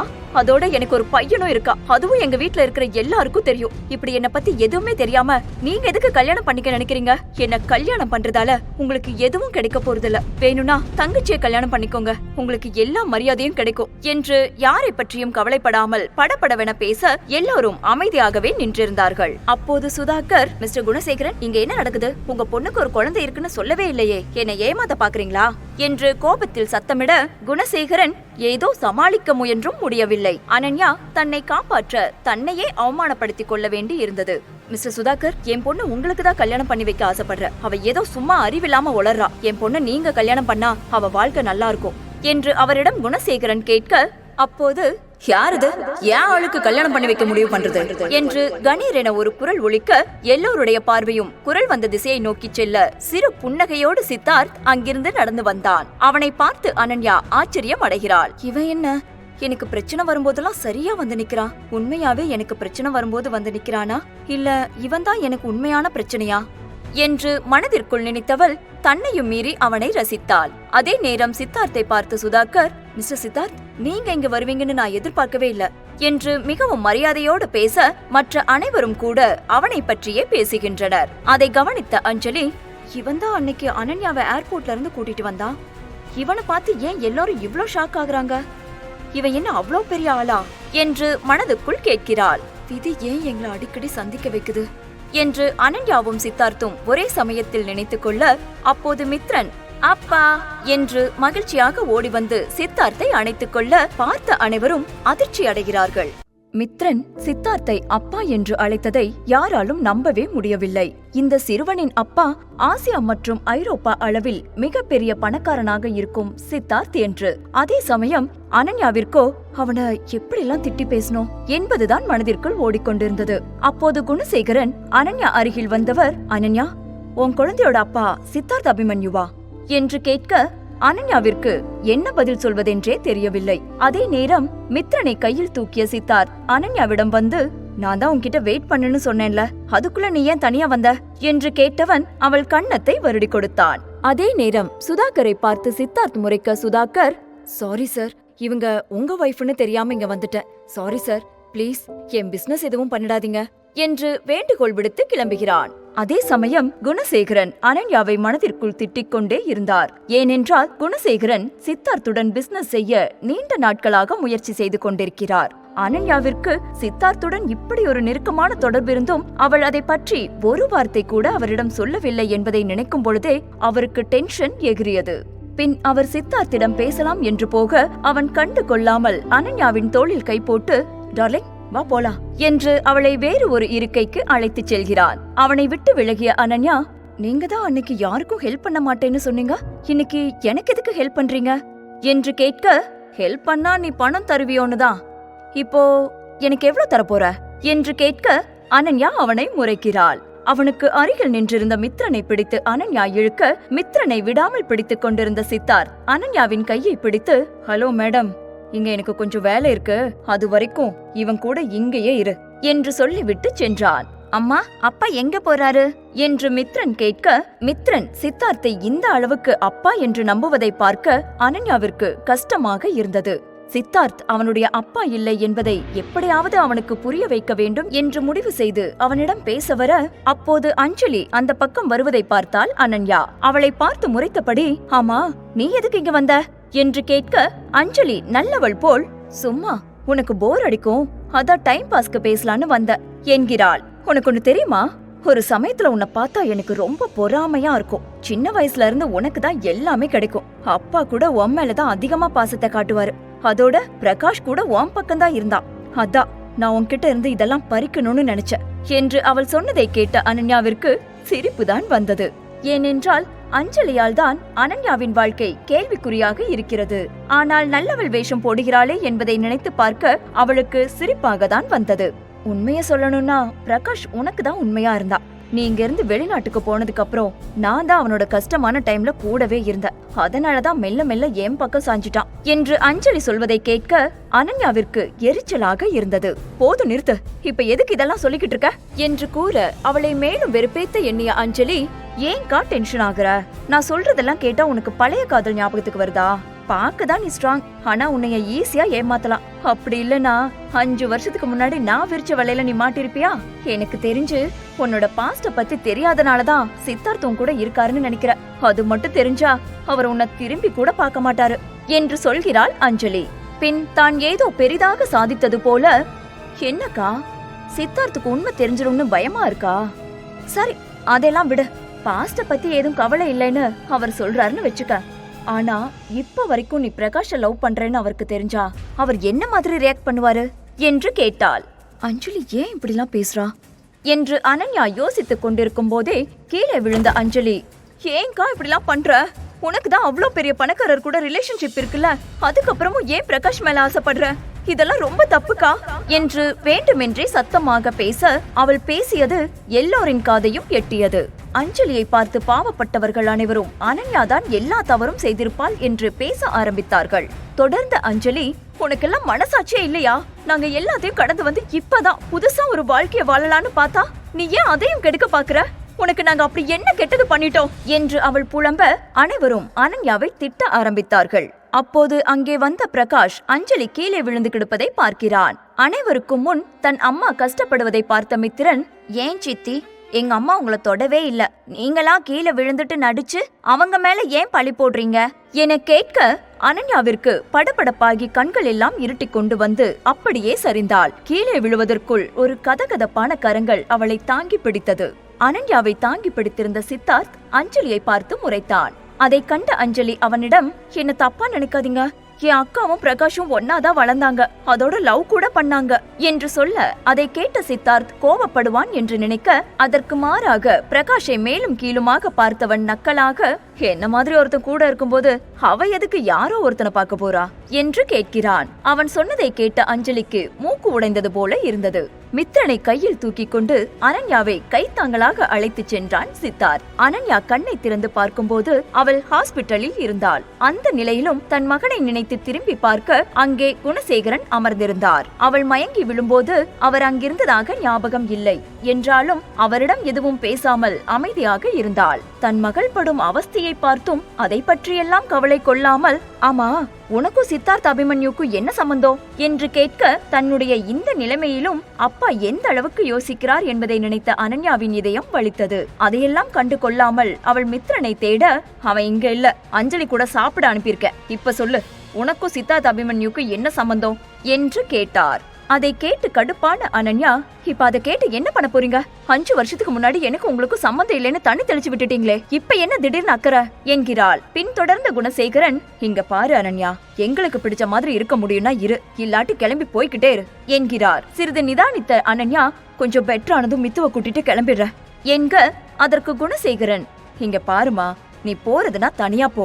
மித்ரன் இந்த வீட்டு வாரிசு, அவன் எங்க கிட்டதான் வளரணும். உன்ன மாதிரி ஒரு அம்மா கிட்ட வளரத விட அவன் எங்க கூட வளர்ந்தாதான் ஒழுக்கமா வளர்வான் என்கிறார். முதல்ல என் குழந்தைய பார்த்தப்ப அவனுக்கும் இந்த குடும்பத்துக்கும் எந்த சம்பந்தமும் இல்லைன்னு சொன்னாரு. இப்போ சித்தார்த்தோட வாரிசா இருக்கலாம்னு தோணுனதுக்கு அப்புறம் மித்ரனை இவர் கூடவே வச்சுக்க பாக்குறாரு. இவரால மட்டும் எப்படி இப்படி மட்டமா யோசிக்க முடியுது ச்சே என்று நினைத்தாள் அனன்யா. அனன்யாவிற்கு ஒரே நம்பிக்கை மித்ரன் தான். அவன் மட்டும்தான் அவளின் கஷ்டம் சந்தோஷம் அனைத்திலும் உடனிருந்தவன். அப்படிப்பட்ட மகனை இழக்க விரும்பாமல், என்னால என் மகனை இங்க விட முடியாது, எனக்கு அவன் வேணும் என்க. அதை கேட்ட குணசேகரன், அப்ப நீ அவனை தாராளமா கூட்டிட்டு போலாம், ஆனா அதுக்கு முன்னாடி நீ எனக்கு ஒரு உதவி பண்ணி ஆகணும் என்று கொக்கி வைத்தவர் முகத்தில் ஒரு வில்லத்தனமான புன்னகை தோன்றியது. அதை பார்த்ததும் அனன்யாவிற்கு அவர் ஏதோ வில்லங்கமாக கேட்க போகிறார் என்று புரிந்தது. வில்லங்கமான அந்த கேள்விய அனன்யா எதிர்நோக்கி காத்திருக்க, குணசேகரன், இங்க பாரு அனன்யா, அபிமன்யு குரூப்ஸ் நெக்ஸ்ட் பண்ண போற ப்ராஜெக்ட்டுக்கு ஒரு பார்ட்னரை தேடிக்கிட்டு இருக்காங்கன்னு கேள்விப்பட்ட. நீதான் சித்தார்த்துக்கு ரொம்ப க்ளோஸ் ஆச்சே, சோ அவர்கிட்ட பேசி பார்ட்னர்ஷிப்பை எங்களுக்கு வாங்கி தரணும். நீ அதை மட்டும் பண்ணிட்டேனா நிச்சயமா உன் பையனை உன்கிட்ட தர என்கிறார் குணசேகரன். அதற்கு அனன்யா, உங்களுக்கு கெப்பாசிட்டி இருந்தா நீங்களே நேரா போய் பேசி வாங்கிக்கோங்க, இப்படி சின்ன பையனை வச்சு மிரட்டாதீங்க என்கிறாள். நான் உன்கிட்ட ஒன்னும் ரெக்வஸ்ட் பண்ணல, இத பண்ணிதான் ஆகணும்னு சொல்ற. முடியாதுன்னு சொன்னா அப்புறம் எனக்கு எதுவும் தெரியாது. நல்ல முடிவா எடுப்பேன்னு நினைக்கிற என்று அங்கிருந்து நகர்ந்தார் குணசேகரன். அனன்யா அதிர்ச்சியில் உரைகிறாள். சித்தார்த்திடம் இதுதான் வேண்டுமென்று உரிமையாக கேட்டு பெற அவள் ஒன்றும் அவன் தாலி கட்டிய மனைவி அல்ல. இதுவரைக்கும் அவர்கள் இருவரும் சண்டைதான் அதிகம் போட்டிருக்கிறார்கள். அவன் தன்னை பற்றி என்ன நினைக்கிறான் என்று கூட அனன்யாவிற்கு தெரியாது என்றவாறு யோசித்து குழப்பத்தில் ஆழ்கிறாள் அனன்யா. தந்தையின் ஆசையை நிறைவேற்றினால்தான் மகன் தனக்கு கிடைப்பான் என்பது மட்டும்தான் அவளுக்கு திண்ணமாக தெரிந்தது. எனவே சித்தார்த்தை பற்றி கூகுள் செய்து பார்க்க அவன் திறமைசாலி, பணக்காரன் என்று ஏகபோகமாக பாராட்டப்பட்டு இருந்தது. உடனே அந்த கம்பெனியின் அட்ரஸை கண்டுபிடித்தவள் மருத்துவமனையில் டிசார்ஜ் ப்ரொசீஜரை முடித்துவிட்டு வேகமாக பிரம்மாண்டமான கட்டிடத்தில் இயங்கி வந்த அபிமன்யு குரூப்பிற்கு சென்றாள். வேகமாக லாபிக்கு சென்ற அனன்யா, நான் மிஸ்டர் சித்தார்த் அபிமன்யுவை பார்க்கணும் என்று தயங்கி நின்ற அவளிடம் ரிசப்ஷனிஸ்ட் நிமிர்ந்து கூட பார்க்காமல் அலட்சியமான குரலில், அப்பாயின்மெண்ட் இருக்கா? அப்பாயின்மெண்ட் இல்லாம யாரையும் உள்ள அலோ பண்ண முடியாது என்கிறாள். எப்படி இருந்தாலும் உள்ளே விட மாட்டார்கள் என்ற முடிவுக்கு வந்த அனன்யா வெளியே சென்று அவனுக்காக காத்திருந்தாள். உச்சி வெயில் மண்டையை பிளந்து கொண்டிருந்தது. ஏற்கனவே அவள் வீக்காக இருந்ததால் அவளுக்கு தலைவலியும் வந்தது. ஆனால் மித்ரனுக்காக அவள் என்ன வேண்டுமானாலும் செய்வாள். 3 மணி நேரம் கழித்து சித்தார்த் வருவது தூரத்தில் கொஞ்சம் மங்களாகவே அவளுக்கு தெரிந்தது. ஒரு முறை கண்ணை கசக்கி வருவது அவன்தான் என்பதை உறுதி செய்து கொண்டவள் வேக வேகமாக அவனை நோக்கி சென்றாள். ஆனால் சித்தார்த் பிஸியாக போன் பேசிக் கொண்டிருந்ததால் இவளை கவனிக்கவே இல்லை. போனில் பேசியபடியே சித்தார்த் காரில் ஏற அவன் சென்று விட்டால் எல்லாம் பாழாகிவிடும் என்று புரிந்த அனன்யா அவன் வண்டி வரும் பாதையில் வழிமறித்து நின்றாள். அவளை பின் சீட்டில் இருந்தே கவனித்த சித்தார்த்தின் முகம் மாறியது. நல்ல வேளையாக கார் இடிப்பதற்கு முன் நின்றது. அவள் செய்கையில் கடுப்பான டிரைவர், ஏமா உனக்கு சாக வேற வண்டி கிடைக்கலையா என்று கேட்டபடி அவள் முன் வந்து நிற்க, அனன்யா, சாரி சார், நான் வேணும்னே பண்ணல என்று சொன்னபடியே சித்தார்த் தன்னை கவனிக்கிறானா என்று பார்க்க அவன் முகம் அவளுக்கு தெரியவில்லை. சாரி சார், நான் வேணும்னே பண்ணல, எனக்கு ஒரு ஹெல்ப், நான் உங்க பாஸ் கிட்ட பேசியே ஆகணும், ரொம்ப முக்கியமான விஷயம், அதை மட்டும் அவர்கிட்ட சொல்ல முடியுமா பிளீஸ் என்று கேட்க அது டிரைவர் மனதை இலக வைத்தது. டிரைவருக்கு சித்தார்த்தின் கோபம் பற்றி தெரியும். ஆனால் என்ன செய்வதென்று தெரியாமல் சித்தார்த்திடம் போய், சார், அந்த பொண்ணு உங்ககிட்ட ஏதோ பேசணுமா என்று சொல்ல சித்தார்த் ஒரு நொடி யோசித்து பின் தன் வாட்சை பார்த்துவிட்டு, நான் இப்போ ஃப்ரீயா இல்லைன்னு சொல்லிடுங்க என்கிறான். தலை குனிந்து திரும்பி வந்த டிரைவர், சாரிமா, இப்ப பார்க்க முடியாதுன்னு சொல்லிட்டாரு என்று சொல்லி செல்ல திரும்பவும் கார் ஸ்டார்ட் ஆனது. அனன்யா மீண்டும் வழிமறித்து நிற்க சித்தார்த்துக்கு கோபம் அதிகமானது. மிஸ்டர் சித்தார்த், நான் பண்றது உங்களை கோபப்படுத்தும்னு எனக்கு தெரியும், ஆனா எனக்கு வேற வழி தெரியல, இது முக்கியமான விஷயம், உங்ககிட்ட பேசியே ஆகணும், பிளீஸ் ஒரு 5 நிமிஷம் டைம் தாங்க பிளீஸ் என்று கத்தி சொல்ல டிரைவர் சித்தார்த்திடம், சார், நான் வேணும்னா அந்த பொண்ணுகிட்ட பேசி அனுப்பி வைக்கவா என கேட்க சிறிது அமைதியாக இருந்த சித்தார்த், அந்த பொண்ணை காருக்குள்ள வர சொல்லுங்க. ஏனென்றால் அனன்யாவிற்கு என்ன உதவி தேவை என்பதை அறிய அவன் மனம் ஆவலாக இருந்தது. காருக்குள் வந்து அமர்ந்த அனன்யா, மிஸ்டர் சித்தார்த், என் பையனை எங்க அப்பா தூக்கிட்டு போயிட்டாரு. நீங்க மனசு வச்சாதான் என் பையன் எனக்கு திரும்ப கிடைப்பா என்கிறாள். சித்தார்த், அதுக்கு நான் என்ன பண்ண முடியும்? ஆமா, அதுவும் இல்லாம நான் ஏன் உனக்கு உதவி செய்யணும் என்று கேட்க, வேறு வழி இல்லாத அனன்யா, நீங்க கேக்குறது சரிதான் சார், ஆனா நான் சும்மா டைம் பாஸுக்கு உங்ககிட்ட ஹெல்ப் கேட்க வரல, உண்மையா வந்திருக்கேன். ப்ளீஸ் சார், உங்களால மட்டும்தான் எனக்கு ஹெல்ப் பண்ண முடியும்.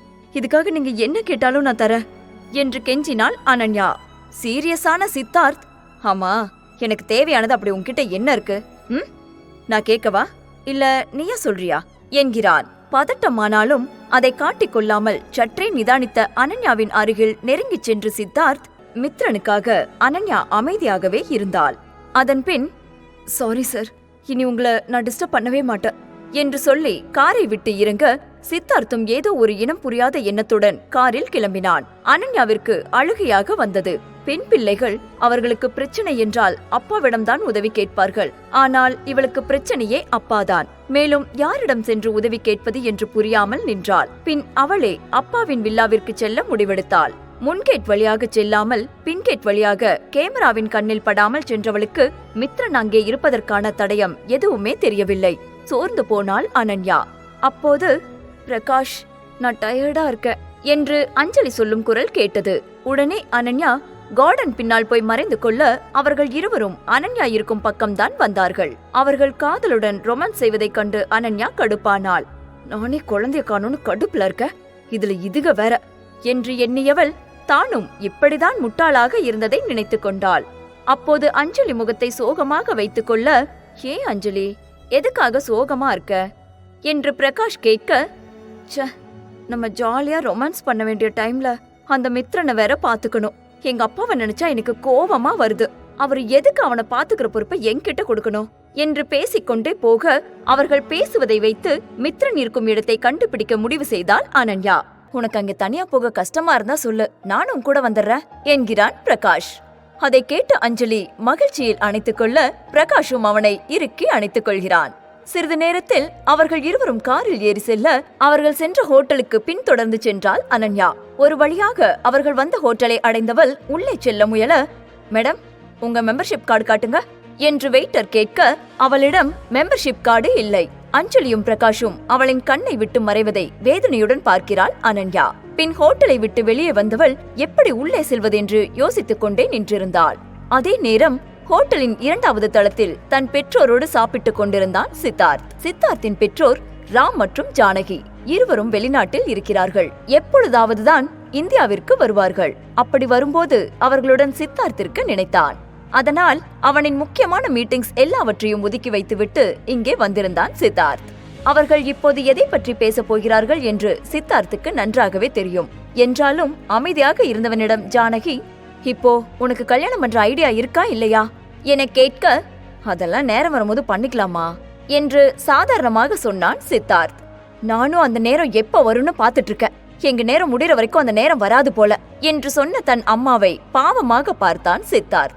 பின், அம்மா, ஏன் இப்போ இப்படிலாம் பேசுறீங்க? நான் என்ன கல்யாணம் பண்ணிக்க மாட்டேன்னா சொன்னேன். எனக்கு கொஞ்சம் டைம் கொடுங்க என்று சொன்னான் சித்தார்த். பிசினஸ்னு ஓடிட்டே இருந்தா எங்களுக்கும் வயசாகுதுடா. பேர புள்ளைய பாக்குற ஆசை எங்களுக்கும் இருக்காதா என அப்பா கேட்க, சித்தார்த் அமைதியாக இருந்தான். தொடர்ந்தவர், சித்தார்த், அம்மா சொல்றத கேளு. உனக்கு நாங்க பார்த்து கல்யாணம் பண்ணி வைக்கிறது உனக்கு விருப்பம் இல்லைன்னா நீயே ஒரு பொண்ணை பார்த்து லவ் பண்ணி மேரேஜ் பண்ணிக்கோ என்கிறார். அப்படி யாரோ ஒரு பெண்ணை பார்த்து காதலித்து திருமணம் பண்ணுவதெல்லாம் அவனுக்கு நடக்காத கதை. அதை யோசித்துக் கொண்டே ஜன்னல் பக்கமாக செலுத்திய அவன் கண்கள் ஹோட்டல் முன்னால் நிற்கும் அனன்யாவை கண்டு கொண்டது. அவளை பார்த்ததும் அவன் முகம் தானாகவே கோபத்தை வெளிப்படுத்தியது. இந்த பொண்ணுக்கு எத்தனை தடவை சொன்னாலும் அறிவே வராம மறுபடியும் இங்க வந்து நிக்கிறா, ரொம்ப திமிர்தா என்று மனதிற்குள் நினைத்துக் கொண்டான் சித்தார்த். அவன் முகமாற்றத்தை கவனித்த ஜானகி, என்னப்பா, என்னாச்சு, ஏதாவது பிரச்சனையா என்று கேட்க, அதெல்லாம் ஒன்னில்லமா என்றவன் தலையை குனிந்து சாப்பிட ஆரம்பித்தான். ஆனாலும் அவன் கண்கள் நொடிக்கு ஒருமுறை அனன்யாவை பார்த்து கொண்டேதான் இருந்தது. ஆனாலும் எதற்காக அனன்யாவுக்கு உதவி செய்தோம் என்று மனதிற்குள் நொந்து கொண்டிருந்தான். அதே சமயம் வெளியே நின்று கொண்டிருந்த அனன்யாவிற்கு யார் வெறுக்கிறார், யார் நேசிக்கிறார் என்பதெல்லாம் ஒரு விஷயமே இல்லை. அவளுக்கு வேண்டியதெல்லாம் அவளின் மகன் மித்ரன் தான். எப்படி உள்ள போறது என்று யோசித்துக் கொண்டிருந்த அனன்யாவின் கண்களில் வாண்டட் பார் வெயிட்டர் என்ற ஹோட்டலில் வைக்கப்பட்டிருந்த பலகை தென்பட்டது. அவளுக்கு ஒரு நம்பிக்கை பிறந்தது. மீண்டும் ஹோட்டலின் கதவருகே வந்து தான் வெயிட்டர் வேலைக்கு அப்ளை செய்ய வந்திருப்பதாக சொன்னாள். ஒரு கணம் நம்பாமல் பார்த்த வெயிட்டர் என்ன நினைத்தாரோ அவளை உள்ளே போக சொன்னார். அவள் எப்படியும் மித்ரனை கண்டுபிடித்து விடலாம் என்று எண்ணியவள் நேராக சூப்பர்வைசரிடம் சென்றவள், சார், நான் வெயிட்டர் வேலைக்கு அப்ளை பண்ண வந்திருக்கேன் என்று அவளை பார்த்த சூப்பர்வைசருக்கு அவளின் மீது நம்பிக்கை இல்லை. சார், நீங்க என்ன நம்பலன்னு எனக்கு தெரியுது. நான் வெளிநாட்டுல கூட வெயிட்டர்ஸ் வேலை தான் பார்த்துட்டு இருந்தேன். எனக்கு இந்த வேலையை பத்தி நல்லாவே தெரியும் என்று சொன்னாள். அவள் கூறியது உண்மைதான். ஆம், ஏனெனில் அவள் வெளிநாட்டிற்கு சென்ற ஆரம்ப காலத்தில் என்ன வேலை செய்வது என்று தெளிவில்லாத போது அவள் வெயிட்டர்ஸ் வேலைதான் செய்து கொண்டிருந்தாள். அதுவும் கர்ப்பமான சமயம் கால் கடுக்க நின்று வேலை பார்த்த ஞாபகம் எல்லாம் அவளால் மறக்கவே முடியாது.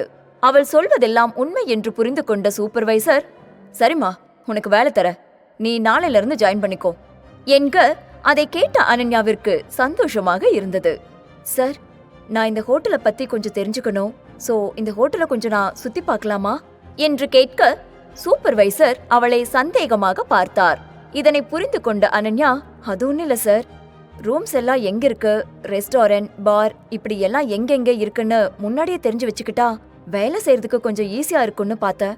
உங்களுக்கு இதுல உடன்பாடு இல்லைன்னா பரவாயில்ல சார் என்கிறாள். நீங்க வெயிட் பண்ணுமா, உனக்கு ஹெல்ப் பண்ண யாரையாச்சும் அனுப்புறேன் என்று சொன்னவர் ஒரு பெண்ணை அழைத்து, ஸ்வாதி, இந்த பொண்ணு நம்ம ஹோட்டலுக்கு புதுசா வேலைக்கு சேர்ந்திருக்காங்க, அவங்களுக்கு இந்த ஹோட்டலை சுத்தி காட்டுங்க என்றார். பின் அனன்யாவிடம் சூப்பர்வைசர், இங்க பாருமா, செகண்ட் ஃப்ளோர்ல இருக்கிறவங்க எல்லாம் ரொம்ப பெரிய ஆளுங்க, எக்காரணத்தை கொண்டோ அவங்கள மட்டும் கோபப்படுற மாதிரி நடந்துக்க கூடாது, புரியுதா என்கிறார். சரி சார் என்று தலையசைத்த அனன்யா தனக்கு கொடுத்த யூனிஃபார்மை மாற்றிக்கொள்ள ஸ்வாதி ஸ்விம்மிங் பூல், ரெஸ்டாரண்ட், பார் என்று எல்லா இடத்தையும் சுற்றி காண்பித்தாள். ஆனால் அனன்யாவின் கண்கள் மித்ரன் எங்கே இருக்கிறான் என்று மட்டுமே தேடியது. தான் பேசுவது எதையுமே கவனிக்காமல் ஏதோ எண்ணத்தில் அனன்யா இருப்பதை உணர்ந்த ஸ்வாதி, ஹே அனன்யா, ஏன் ஒரு மாதிரி இருக்க என்று கேட்க அவளை ஒருவாறு சமாளித்த அனன்யா, ஆமா, இங்க கண்ட்ரோல் ரூம் எங்க இருக்கு என கேட்கிறாள். ஸ்வாதி அவளை வினோதமாக பார்க்க, இல்ல, இங்க ஏதாவது தப்பு நடந்துச்சுன்னா நம்ம முதல்ல கண்ட்ரோல் ரூமுக்கு தானே போவோம், அதான் கேட்ட என்க. அதை நம்பி அதற்கான வழியை சொன்னாள் ஸ்வாதி. அவளுக்கு மித்ரனை உடனே பார்க்க வேண்டும் என்று தோன்றியது. எனவே தனக்கு பாத்ரூம் வருவதாக சொல்லி கண்ட்ரோல் ரூம் பக்கமாக சென்றாள் அனன்யா. ஸ்வாதி சொன்ன வழிகளை தான் ஃபாலோ செய்த அனன்யாவிற்கு அந்த ஹோட்டல் பெரிதாகவும் பார்க்க எல்லா இடமும் ஒரே மாதிரியாக இருந்ததாலும் எந்த பக்கம் செல்ல வேண்டும் என்பதே அவளுக்கு புரியவில்லை. தலை இல்லாத கோழி போல அங்கும் எங்கும் திரிந்தவள் பின் லிப்டின் அருகில் சென்றாள். அப்போது லிப்ட் திறக்கப்படும் சத்தம் கேட்கவே சுவற்றில் இருக்கும் ஓவியங்களை பார்ப்பது போல பாவனை செய்தாள் அனன்யா. ஆனாலும் ஓரக்கண்ணால் யார் யார் வருகிறார்கள் என்பதை கவனிக்க அங்கே பிரகாஷ் மற்றும் அஞ்சலி இருவரும் வந்து கொண்டிருந்தார்கள். அனன்யா பதட்டமாகிறாள். ஆனால் கவனிக்காத அஞ்சலி அவளை கடந்து செல்ல அப்போதுதான் அவளுக்கு உயிரே வந்தது. அவங்க லிப்ட்ல மேல இருந்துதான் வந்தாங்க, அப்போ மித்ரன் மேலதான் இருக்கணும் என்று யோசித்தவள் லிப்டுக்காக காத்திருக்காமல் படிக்கட்டில் வேகமாக ஏறி மேலே சென்றாள். அங்கு மேலே ஒரு அறைக்கு முன்னால் மட்டும் 2 பாடிகார்ட்ஸ் நின்று கொண்டிருப்பதை பார்த்தவள், மித்ரன் நிச்சயமா இங்கதான் இருப்பான் என்று நம்பினாள். அப்போது அங்கு சப்ளை செய்ய வந்த வெயிட்டரிடம், ஹாய், உங்களை பார்த்தா ரொம்ப டயர்டா தெரியுறீங்க, நான் இதை கொண்டு போய் கொடுத்துட்றேன் என்க. முதல்ல நீ யாருமா, நான் உன்னை இங்க பார்த்ததே இல்லையே என்று கேட்க அனன்யா, இந்த ஹோட்டல் ரொம்ப பெருசுங்க, அதான் உங்களுக்கு என்ன தெரியல, நான் உங்களுக்கு ஹெல்ப் பண்ணலான்னு தான் வந்தேன், பாருங்க, தூங்காம இருந்து உங்க கண்ணுல டார்க் சர்க்கிள் வந்திருக்கு என்று ஏதேதோ பேச குழப்பத்தில் நின்ற அவரிடம் இருந்து ட்ராலியை தள்ளிக்கொண்டு அவள் அந்த அறைக்குள் சென்றாள். அங்கே பாத்ரூமிற்குள் ஒரு உயர்ந்த மனிதர் குளித்துக் கொண்டிருப்பது அந்த கண்ணாடியின் வழியே தெரிந்தது. அச்சச்சோ, தப்பான ரூமுக்கு வந்துட்டோம் போலயே என்று நினைத்து அங்கிருந்து கிளம்பிச் செல்ல முயல அங்கே இருந்த சோஃபாவில் எடுத்துக்கொண்டாள். நிம்மதியாக குளித்துக் கொண்டிருந்த சித்தார்த் அந்த சத்தத்தை கேட்டு குழப்பம் அடைந்தான். அனன்யாவை பார்த்தவுடன் சித்தார்த் என்ன செய்தான்? அனன்யாவிற்கு அவளின் மகன் கிடைத்தானா இல்லையா தெரிந்து கொள்ள இப்போதே நமக்கு மட்டும் ஏந்தா இப்படிலாம் நடக்குதோ என்று நினைத்தவள் எஸ்கேப் ஆகி போக நினைக்க அங்கே இருக்கும் இன்னொரு டீப்பாயில் எடுத்துக்கொண்டாள். வழி தாங்க முடியாமல் அப்படியே கீழே விழ அதே நேரம் வெளியே சத்தம் கேட்பதை உணர்ந்த சித்தார்த் டவலை கட்டிக்கொண்டு வெளியே வந்து பார்க்க அவன் முன்னால் விழுந்து கிடந்தாள் அனன்யா. தன்னை தேடி தன் ரூமிற்கு அனன்யா வந்துவிட்டாள் என்பதை அவனால் கொஞ்சம் கூட நம்பவே முடியவில்லை. சித்தார்த், அப்போ ஒரு விஷயத்தை நீ முடிவு பண்ணிட்டனா உன்னை மாத்திக்கவே மாட்டல்ல, ஆனாலும் உனக்கு தைரியம் கொஞ்சம் ஜாஸ்தி என்ற அவன் குரலை கேட்டதும் நிமிர்ந்து பார்த்தாள் அனன்யா. சித்தார்த்தின் முகத்தை பார்த்து அதிர்ச்சி அடைந்தவள், இப்பதான் நினைச்ச அதுக்குள்ள இவர் வந்து நிக்கிறாரு. ஐயோ கடவுளே, நான் இன்னைக்கு செத்த என்று நினைத்தவள் அவனை பதட்டத்துடன் பார்த்தாள். ஆனாலும் அனன்யா, இவருக்கு பயந்தேனா இன்னைக்கு உன்னை வச்சு செஞ்சிருவாரு. அதனால எதையும் வெளிக்காட்டிக்காம அப்படியே கேஷுவலா பேசு என்று தனக்குள் சொல்லிக் கொண்டாள். ஹலோ சித்தார்த் சார், நீங்க இங்க என்ன பண்றீங்க? நம்ம கோ இன்சிடென்ட்ஸா அடிக்கடி மீட் பண்றது ரொம்ப புதுசா இருக்குல்ல என்க. ஆமா ஆமா என்று முறைத்தான் சித்தார்த். அமைதியாக எழுந்து நின்ற அனன்யா, நீங்க என்ன பாக்குறத பார்த்தா நான் என்னமோ பிளான் பண்ணி உங்க ரூமுக்கு வந்த மாதிரி இருக்கு. ஆனா அப்படி எதுவும் உண்மை இல்ல. இது முழுக்க முழுக்க பக்கா ஆக்சிடென்ட் என்றாள். உனக்கு என்ன பார்த்தா எப்படி தெரியுது? நீ எது சொன்னாலும் நம்புற மாதிரியா தெரியுது என்று சித்தார்த் கேட்க, அனன்யா, சித்தார்த் சார், நீங்க உங்க மனசுல என்ன நினைக்கிறீங்கன்னு எனக்கு எப்படி தெரியும்? நீங்க நான் சொல்றத நம்பலாம், நம்பாமலும் போலாம், அது உங்க இஷ்டம் என்றாள். உனக்கு இதெல்லாம் தெரியாது, ஆனா என் ரூமுக்குள்ள மட்டும் வர தெரியுமா? இப்ப என்ன, நீ பெரிய தைரியசாலின்னு நிரூபிக்கணும்னு நினைக்கிறியா என்று கேட்டபடியே சித்தார்த் அவளை நெருங்கி வந்தான். எனவே அனன்யா பின்னால் நகர்ந்தபடி, சித்தார்த் சார், நான் உங்களை பார்க்க வரல. நான் உங்ககிட்ட மித்துவ கண்டுபிடிக்க ஹெல்ப் கேட்டேன், நீங்க பண்ணல. அதான் நானே அவனை தேடி வந்தேன். பார்த்தா அவன் இங்க இல்ல, ஆனா நீங்க இருக்கீங்க. நான் சொல்றத நம்புங்க சார், ப்ளீஸ் என்று அப்பாவியாக சொல்ல, அவளை பார்த்து கேலியாக சிரித்த சித்தார்த், நீ பாட்டுக்கு இஷ்டத்துக்கு கதை சொல்லிட்டே இருக்க என்கிறான். ஆஹா, இவன் நம்ம மேல செம கடுப்புல இருக்கான் போலயே என்று நினைத்தவள் அவனை தாண்டி ஓட முயல, அதற்கு ஏமாறாத சித்தார்த் அவளை விடாமல் பிடித்துக் கொண்டான். மேலும் பதட்டமான அனன்யா வேகமாக அவனிடமிருந்து விடப்பட முயன்றாள். ஆனால் சித்தார்த் வலிமையாக இருந்ததால் ஒரு அளவிற்கு மேல் அவளால் போராட முடியவில்லை. சார், இப்போ உங்களுக்கு என்ன வேணும்? ஏன் என்ன போக விட மாட்டீங்க? இங்க பாருங்க சித்தார்த், என்ன போக விடுங்க, எனக்கு இதுல துளியும் விருப்பம் இல்ல என்று சொன்னவள் கைகள் இரண்டையும் சேர்த்து பிடித்தவன், நானா உங்களை தேடி வரல மிஸ் அனன்யா, நீங்க தான் என்ன தேடி வந்திருக்கீங்க. அப்படின்னா நான் என்ன பண்ணாலும் நீங்க தாங்கிதான் ஆகணும். நான் தான் சொல்றேன்ல, உங்களை பார்க்க நான் இங்க வரலன்னு. இப்ப ஒழுங்கா என்ன போக விடுங்க, கோபப்படுத்தி வேற ஏதாவது பேச வச்சிடாதீங்க என்று அவள் சொல்வதை கேட்ட சித்தார்த் கொஞ்சம் கூட அவளை பற்றி யோசிக்காமல் அவளை நெருங்க, மேலும் கடுப்பான அனன்யா அவனை எங்கே அடித்தால் விழுவானோ அங்கே அடித்தாள். அவன் வழியில் துடிக்க அந்த நொடியே அனன்யா அங்கிருந்து எஸ்கேப் ஆனவள் வேகமாக வேறு ரூம் நோக்கி சென்றாள். பின்புதான் அவனுக்கு அனன்யா வெயிட்டர்ஸ் உடை அணிந்திருந்தது ஞாபகத்திற்கு வந்தது. உடனே வெளியே வந்தவன் பாடி கார்ட்ஸிடம், இந்த பக்கமா ஒரு பொண்ணு போனாலே, உடனே அந்த பொண்ணை பத்தி விசாரிங்க என்கிறான். அனன்யா இப்போது எங்கே இருக்கிறாள் என்பது அவளுக்கே தெரியவில்லை. ஏற்கனவே இருக்கிற பிரச்சனை பத்தாதுன்னு இப்ப புது பிரச்சனையை வேற உண்டு பண்ணிக்கிட்டனே என்று மனதிற்குள் புலம்பிய அனன்யா, இனிமே சித்தார்த்த சந்திக்கவே கூடாது என்று மட்டும் வேண்டிக் கொண்டு நடக்க, எதிரே வந்த சுவாதி மீது மோதினாள். சமாளித்தவாறு, இந்த ஹோட்டல்ல எல்லா இடமும் ஒரே மாதிரி இருந்ததால கொஞ்சம் குழம்பிட்ட என்க. சுவாதி, நல்ல வேலை, மேல எங்கேயும் போகாம நீ இங்கேயே சுத்திக்கிட்டு இருக்க. அங்கெல்லாம் பெரிய பெரிய ஆளுங்க இருப்பாங்க, அவங்க கிட்ட வம்பு பண்ணா நம்ம நிலைமை அவ்வளவுதான் என்றாள். நடந்தது எல்லாம் நினைத்து கொண்டாலும் அவளின் எண்ணம் எல்லாம் மித்திரன் மேலேயேதான் இருந்தது. அதற்குள் இவளை பற்றிய விவரங்களை கண்டறிந்த பாடிகார்ட்ஸ், பாஸ், அந்த பொண்ணு இன்னைக்குதான் வேலைக்கு சேர்ந்திருக்கா என்ன சொல்ல, அடடா, நம்ம தப்பா புரிஞ்சுக்கிட்டோமா என்று யோசித்த பொழுது பக்கத்து ரூமில் இருந்து கேட்ட சத்தம் சித்தார்த்துக்கு எரிச்சலை கொடுத்தது. எப்போதும் அமைதியான சூழ்நிலையை விரும்பும் சித்தார்த் கோபமடைந்து, பக்கத்து ரூம்ல என்ன சத்தம் வருதுன்னு போய் பாருங்க என்று பாடிகார்ட்ஸிடம் சொல்ல, பாடிகார்ட்ஸ் சென்று விசாரிக்க, சாரி சார், எங்க ரூம்ல ஒரு சின்ன பையன் இருக்கான், ரொம்ப குறும்பு பண்றான், நீங்க போங்க, நான் பாத்துக்கிறேன் என்கிறான் பிரகாஷ். அதற்குள் மித்ரன், டே எருமைகளா, விடுங்கடா, உங்களுக்கு என் அப்பா யாருன்னு தெரியாது, அவர் மட்டும் வந்தாருன்னா உங்களை அப்படியே தூக்கி போட்டு மிதிச்சிருவாரு, என்ன விடுங்க என்று கத்த, அந்நேரம் அங்கு வந்த சித்தார்த் அங்கு ரூமில் இருக்கும் நபரை பார்த்து, இங்க என்ன நடக்குது, நீங்களா யாரு என்று கேட்க, அவன் குரலே பயத்தை கொடுக்க போதுமானதாக இருந்தது.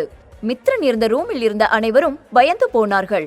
அதே நேரம் வாசலில் நின்றிருந்தவனோ, இங்க பாருங்க சார், எங்க ரூம்ல நாங்க என்ன பண்றோம்னு உங்களுக்கு சொல்லணும்னு அவசியம் இல்ல என்றபடி கதவை மூட முயல, அதில் கடுப்பான சித்தார்த் கதவை ஓங்கி உதைக்க அது தானாக திறந்து கொண்டது. சித்தார்த் உள்ளே நுழைய அந்த இடத்தில் சூழ்நிலை மெல்ல மாறத் தொடங்கியது. எதையும் கண்டு கொள்ளாமல் அவன் சிறுவனை தேட அங்கே மித்ரன் இருந்தான். அவனை பார்த்து அதிர்ந்தவன் அப்படியே திரும்பி சென்று விடலாம் என்றுதான் நினைத்தான். ஏனெனில் மித்ரனுக்கு தான் தான் அவன் அப்பா என்ற நம்பிக்கையை மீண்டும் கொடுக்க அவன் விரும்பவில்லை. அதற்குள் மித்ரன், அப்பா என்று சத்தமாக அழைக்க, இனிமே எஸ்கேப் ஆக முடியாது என்பது அவனுக்கு நன்றாக புரிந்தது. மித்ரனுக்கோ அப்பா தன்னை காப்பாற்ற வந்து விட்டார் என்று மகிழ்ச்சியாக இருந்தது. அவன் வேகமாக ஓடி வந்து சித்தார்த்தை அணைத்துக் கொள்ள என்ன செய்வதென்று புரியாமல் சித்தார்த் அவன் தலையை கோதினான். அவனுக்கு இது எந்த விதமான கோஇன்சிடென்ட் என்பதே புரியவில்லை. அதே நேரம் அனன்யா சொன்ன விஷயங்களும் ஞாபகத்திற்கு வந்தது. அவள் சொன்னதை அப்போதே நம்பியிருக்கலாம் என்று தோன்றியது. அனன்யாவின் மீது கோபம் இருந்தாலும் மித்ரன் மீதெல்லாம் அவனுக்கு எந்த வருத்தமும் இல்லை. பின் அவனை பார்த்து, மித்ரா, நீ எப்படி இங்க வந்த? இவங்களா யாரு என்றவாறே அங்கே இருந்தவர்களை ஒரு பார்வை பார்த்தான் சித்தார்த். அதில் கொலை வெறி தெரிந்தது. மித்ரன் மட்டும் ஒரு வார்த்தை அவர்கள் தன்னை டார்ச்சர் செய்வதாக சொன்னால் நிச்சயம் அவர்களுக்கு இன்றுதான் இறுதி நாள். எனவே அனைவரும் மித்ரன் சொல்ல போவதை அறிய ஆர்வமாக இருந்தார்கள். கடத்தல்காரர்களிடமிருந்து மித்ரனை காப்பாற்றிய சித்தார்த் அவனிடம், சொல்லு மித்ரன், நீ எப்படி இங்க வந்த என்று கேட்க, அதற்கு அவன், அந்த பேட் ஆண்டி தான் என்னை இந்த ரூம்ல அடைச்சு வச்சுட்டாங்க.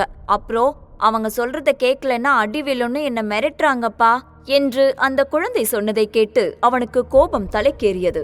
மேலும் அவன், நான் அவங்கள பார்த்து கொஞ்சம் கூட பயப்படவே இல்ல. நான் நினைச்ச மாதிரி நீங்க வந்து காப்பாத்திட்டீங்கப்பா என்று கூறிக்கொண்டு அவனை கட்டி அணைத்துக் கொண்டான். அங்கிருந்த பாடிகார்ட்ஸ், தன்னிடம் யாரையும் நெருங்க விடாத சித்தார்த் சாரா இது என்று ஆச்சரியமடைந்தனர். மேலும் சித்தார்த் அவனிடம், எதுக்காக அந்த ஆன்டி உன்னை பூட்டி வச்சாங்க என்று கேட்க, அத பத்தி எல்லாம் எனக்கு தெரியாதுப்பா. ஆனா என்ன இப்படி அடைச்சு வச்சாதான் அம்மா அவங்க சொல்றது எல்லாத்தையும் கேட்பாங்கன்னு தாத்தா யார்கிட்டயோ சொல்லிட்டு இருந்தாங்க என்று தெளிவாக கூறினான். அப்போதுதான் அனன்யாவின் நிலை சித்தார்த்துக்கு புரிந்தது.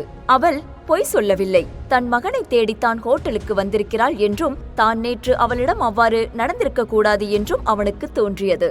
இருந்தாலும் தான் வேண்டுமென்றே எதுவும் செய்யவில்லை என்று தனக்குத்தானே சமாதானப்படுத்திக் கொண்டான். பின்னர் மித்ரனை அங்கிருந்து தூக்கிச் செல்ல அங்கு காவல் காத்து கொண்டிருந்தவர்கள் சித்தார்த்தை அடிக்க வர அருகில் இருந்த அவனது பாடிகார்டுகள் அவனை நன்றாக கவனித்துக் கொண்டார்கள். சித்தார்த் மித்ரனை தூக்கி கொண்டு ரூமிற்கு வந்தவுடன் தன்னுடைய போனை அவனிடம் கொடுத்து, உன்னோட அம்மாக்கு கால் பண்ணி வந்து கூட்டிட்டு போக சொல்லு என்றான். அவனோ கால் செய்யாமல் சித்தார்த்தையே பார்த்து கொண்டு அமர்ந்திருந்தான். அதற்கு அவன், மித்து, என்னாச்சு, ஏன் அப்படி பார்த்துட்டே இருக்க என்று கேட்க, அதற்கு அவன், அப்பா, நானும் அம்மாவும் உங்க கூட தானே இருக்கணும். நீங்க ஏன் எங்களை வீட்டுக்கு கூட்டிட்டு போகவே மாட்டேங்கிறீங்க என்றான். நல்லா தெளிவாதான் இருக்க என்று யோசித்து விட்டு ஒரு புன்னகையுடன், இங்க பார் செல்லம், நான் உன்னோட அப்பா இல்ல, அதனாலதான் நான் உன்னை கூட்டிட்டு போகல என்க அதை அவனால் நம்ப முடியாமல் பிடிவாதமாக, இல்ல, நீங்க தான் என்னோட அப்பா என்று மீண்டும் சொல்லிக் கொண்டே இருந்தான். அந்த சிறுவனுக்கு எவ்வாறு புரிய வைப்பது என்று தெரியாமல் கோபத்தை அடக்கிக் கொண்டு அமைதியாக தான் அவனுடைய அப்பா இல்லை என்பதை புரிய வைக்கிறான். அதை கேட்டு சோகத்தில் கண்கள் கலங்குகிறது. பிறகு சிறிது யோசித்து விட்டு தனது அம்மாவிற்கு போன் செய்கிறான். ஆனால் லைன் கிடைக்கவில்லை. உடனே ஓ என்று அழத் தொடங்கினான். குழந்தை அழுவதைக் கண்டு ஏனோ அவன் மனம் தடுமாறுகிறது. தன்னை அமைதியாக்கிக் கொண்டு அவனிடம், சரி, ஓகே, நீ இன்னைக்கு என் கூட தூங்கு, உன்னை நான் பாத்துக்கிறேன் என்று சமாதானம் செய்கிறான். தன் அப்பா அப்படி சொன்னதும் அந்த பிஞ்சு குழந்தையின் முகம் மகிழ்ச்சியில் குதூகலித்தது.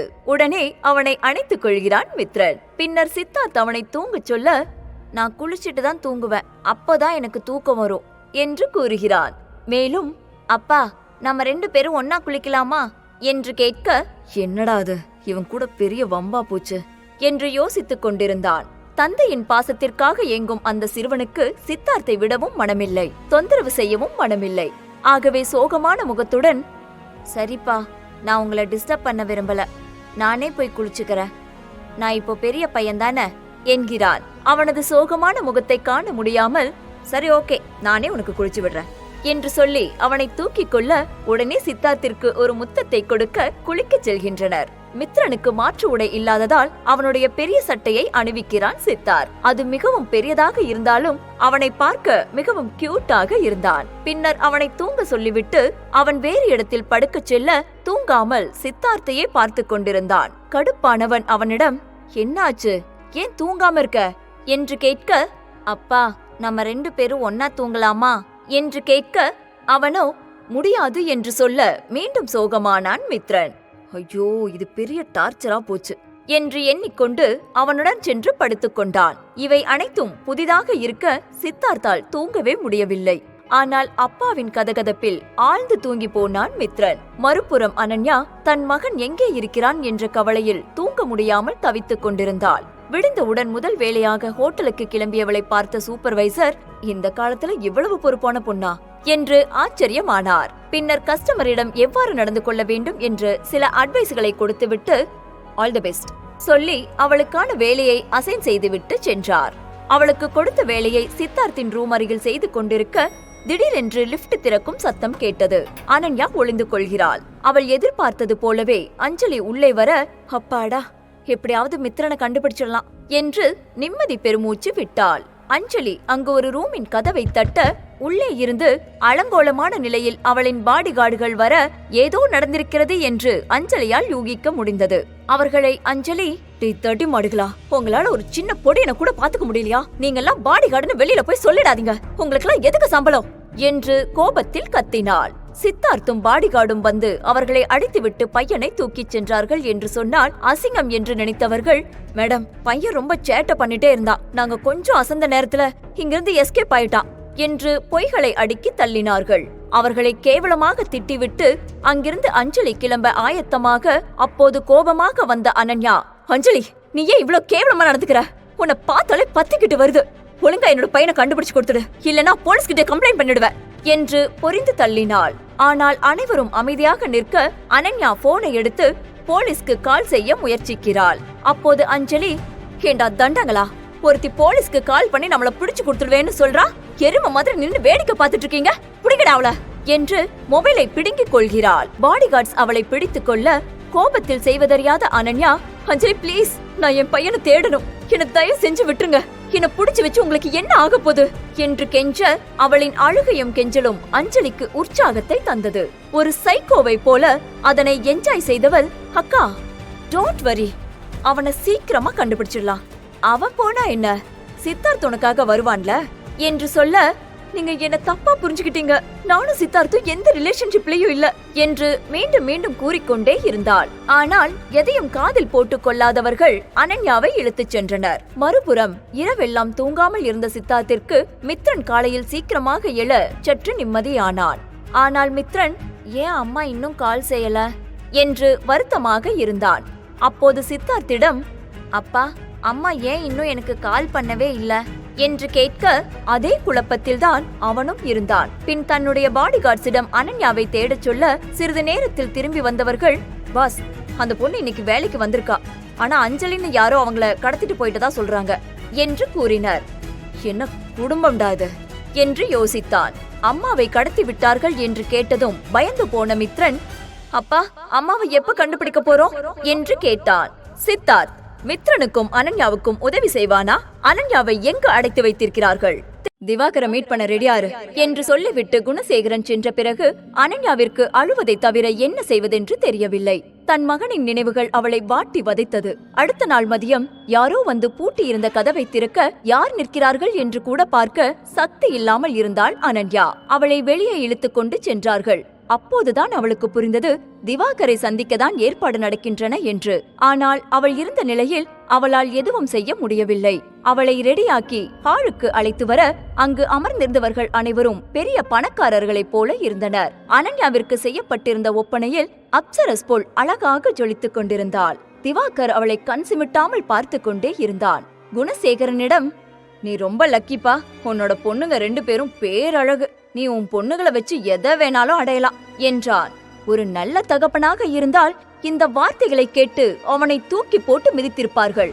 ஆனால் இவனோ கேடு கெட்டவன்.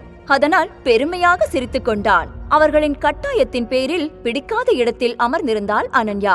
எப்போது கேப் கிடைக்கும், எப்போது அங்கிருந்து எஸ்கேப் ஆகலாம் என்று காத்து கொண்டிருந்தாள். மேலும் அவள் கோபத்தில் இருந்ததால் அவள் எதையும் சொதப்பிவிடக் கூடாது என்று நினைத்த குணசேகரன், திவாகர் சார், என் பொண்ணுக்கு கொஞ்சம் கூட பொறுப்பே இல்ல, அதனாலதான் இப்படியெல்லாம் நடந்துக்கிறா, நீங்க ஒன்னும் தப்பா எடுத்துக்காதீங்க என்று கூறினான். அவனும், புரியுது சார், புதுசா யாரையாவது பார்க்கும்போது அப்படிதான் இருக்கும், போக போக எல்லாத்தையும் நான் சரி பண்ணிடுறேன், என்னோட வழிக்கு சீக்கிரமா கொண்டு வந்துடுவேன் என்றான். பின்னர் குணசேகரன் அவளை பார்த்து, அனன்யா, திவாகர் சார் கிட்ட உட்கார்ந்து ஒயின் குடி என்று சொல்ல அவள் அதை கண்டு கொள்ளவே இல்லை. அதை அவமானமாக நினைத்த அந்த கிழம், என்ன சார், உங்க பொண்ணுக்கு இதுல விருப்பம் இல்லையோ என்க, இல்ல சார், அவ வெளிநாட்டிலேயே வளர்ந்தனால இங்க எப்படி நடந்துக்கணும்னு தெரியல, அவளுக்கு பதிலா சம்மதம் தெரிவிக்க நான் குடிக்கிறேன் என்று குணசேகரன் ஒயினை எடுத்து குடித்தான். திவாகர் ஒயினை குடித்துக் கொண்டே அனன்யாவை ரசித்துக் கொண்டிருந்தான். ஆனால் அதை பார்க்கவே அவளுக்கு குமட்டி கொண்டு வந்தது.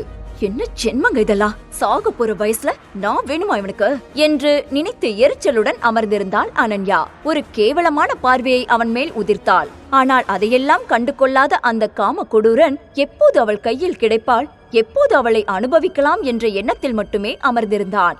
அதே சமயம் சித்தார்த்தும் தன்னுடைய வேலைகளை முடித்துவிட்டு ஃப்ரெண்டுடன் அமர்ந்திருந்தான்.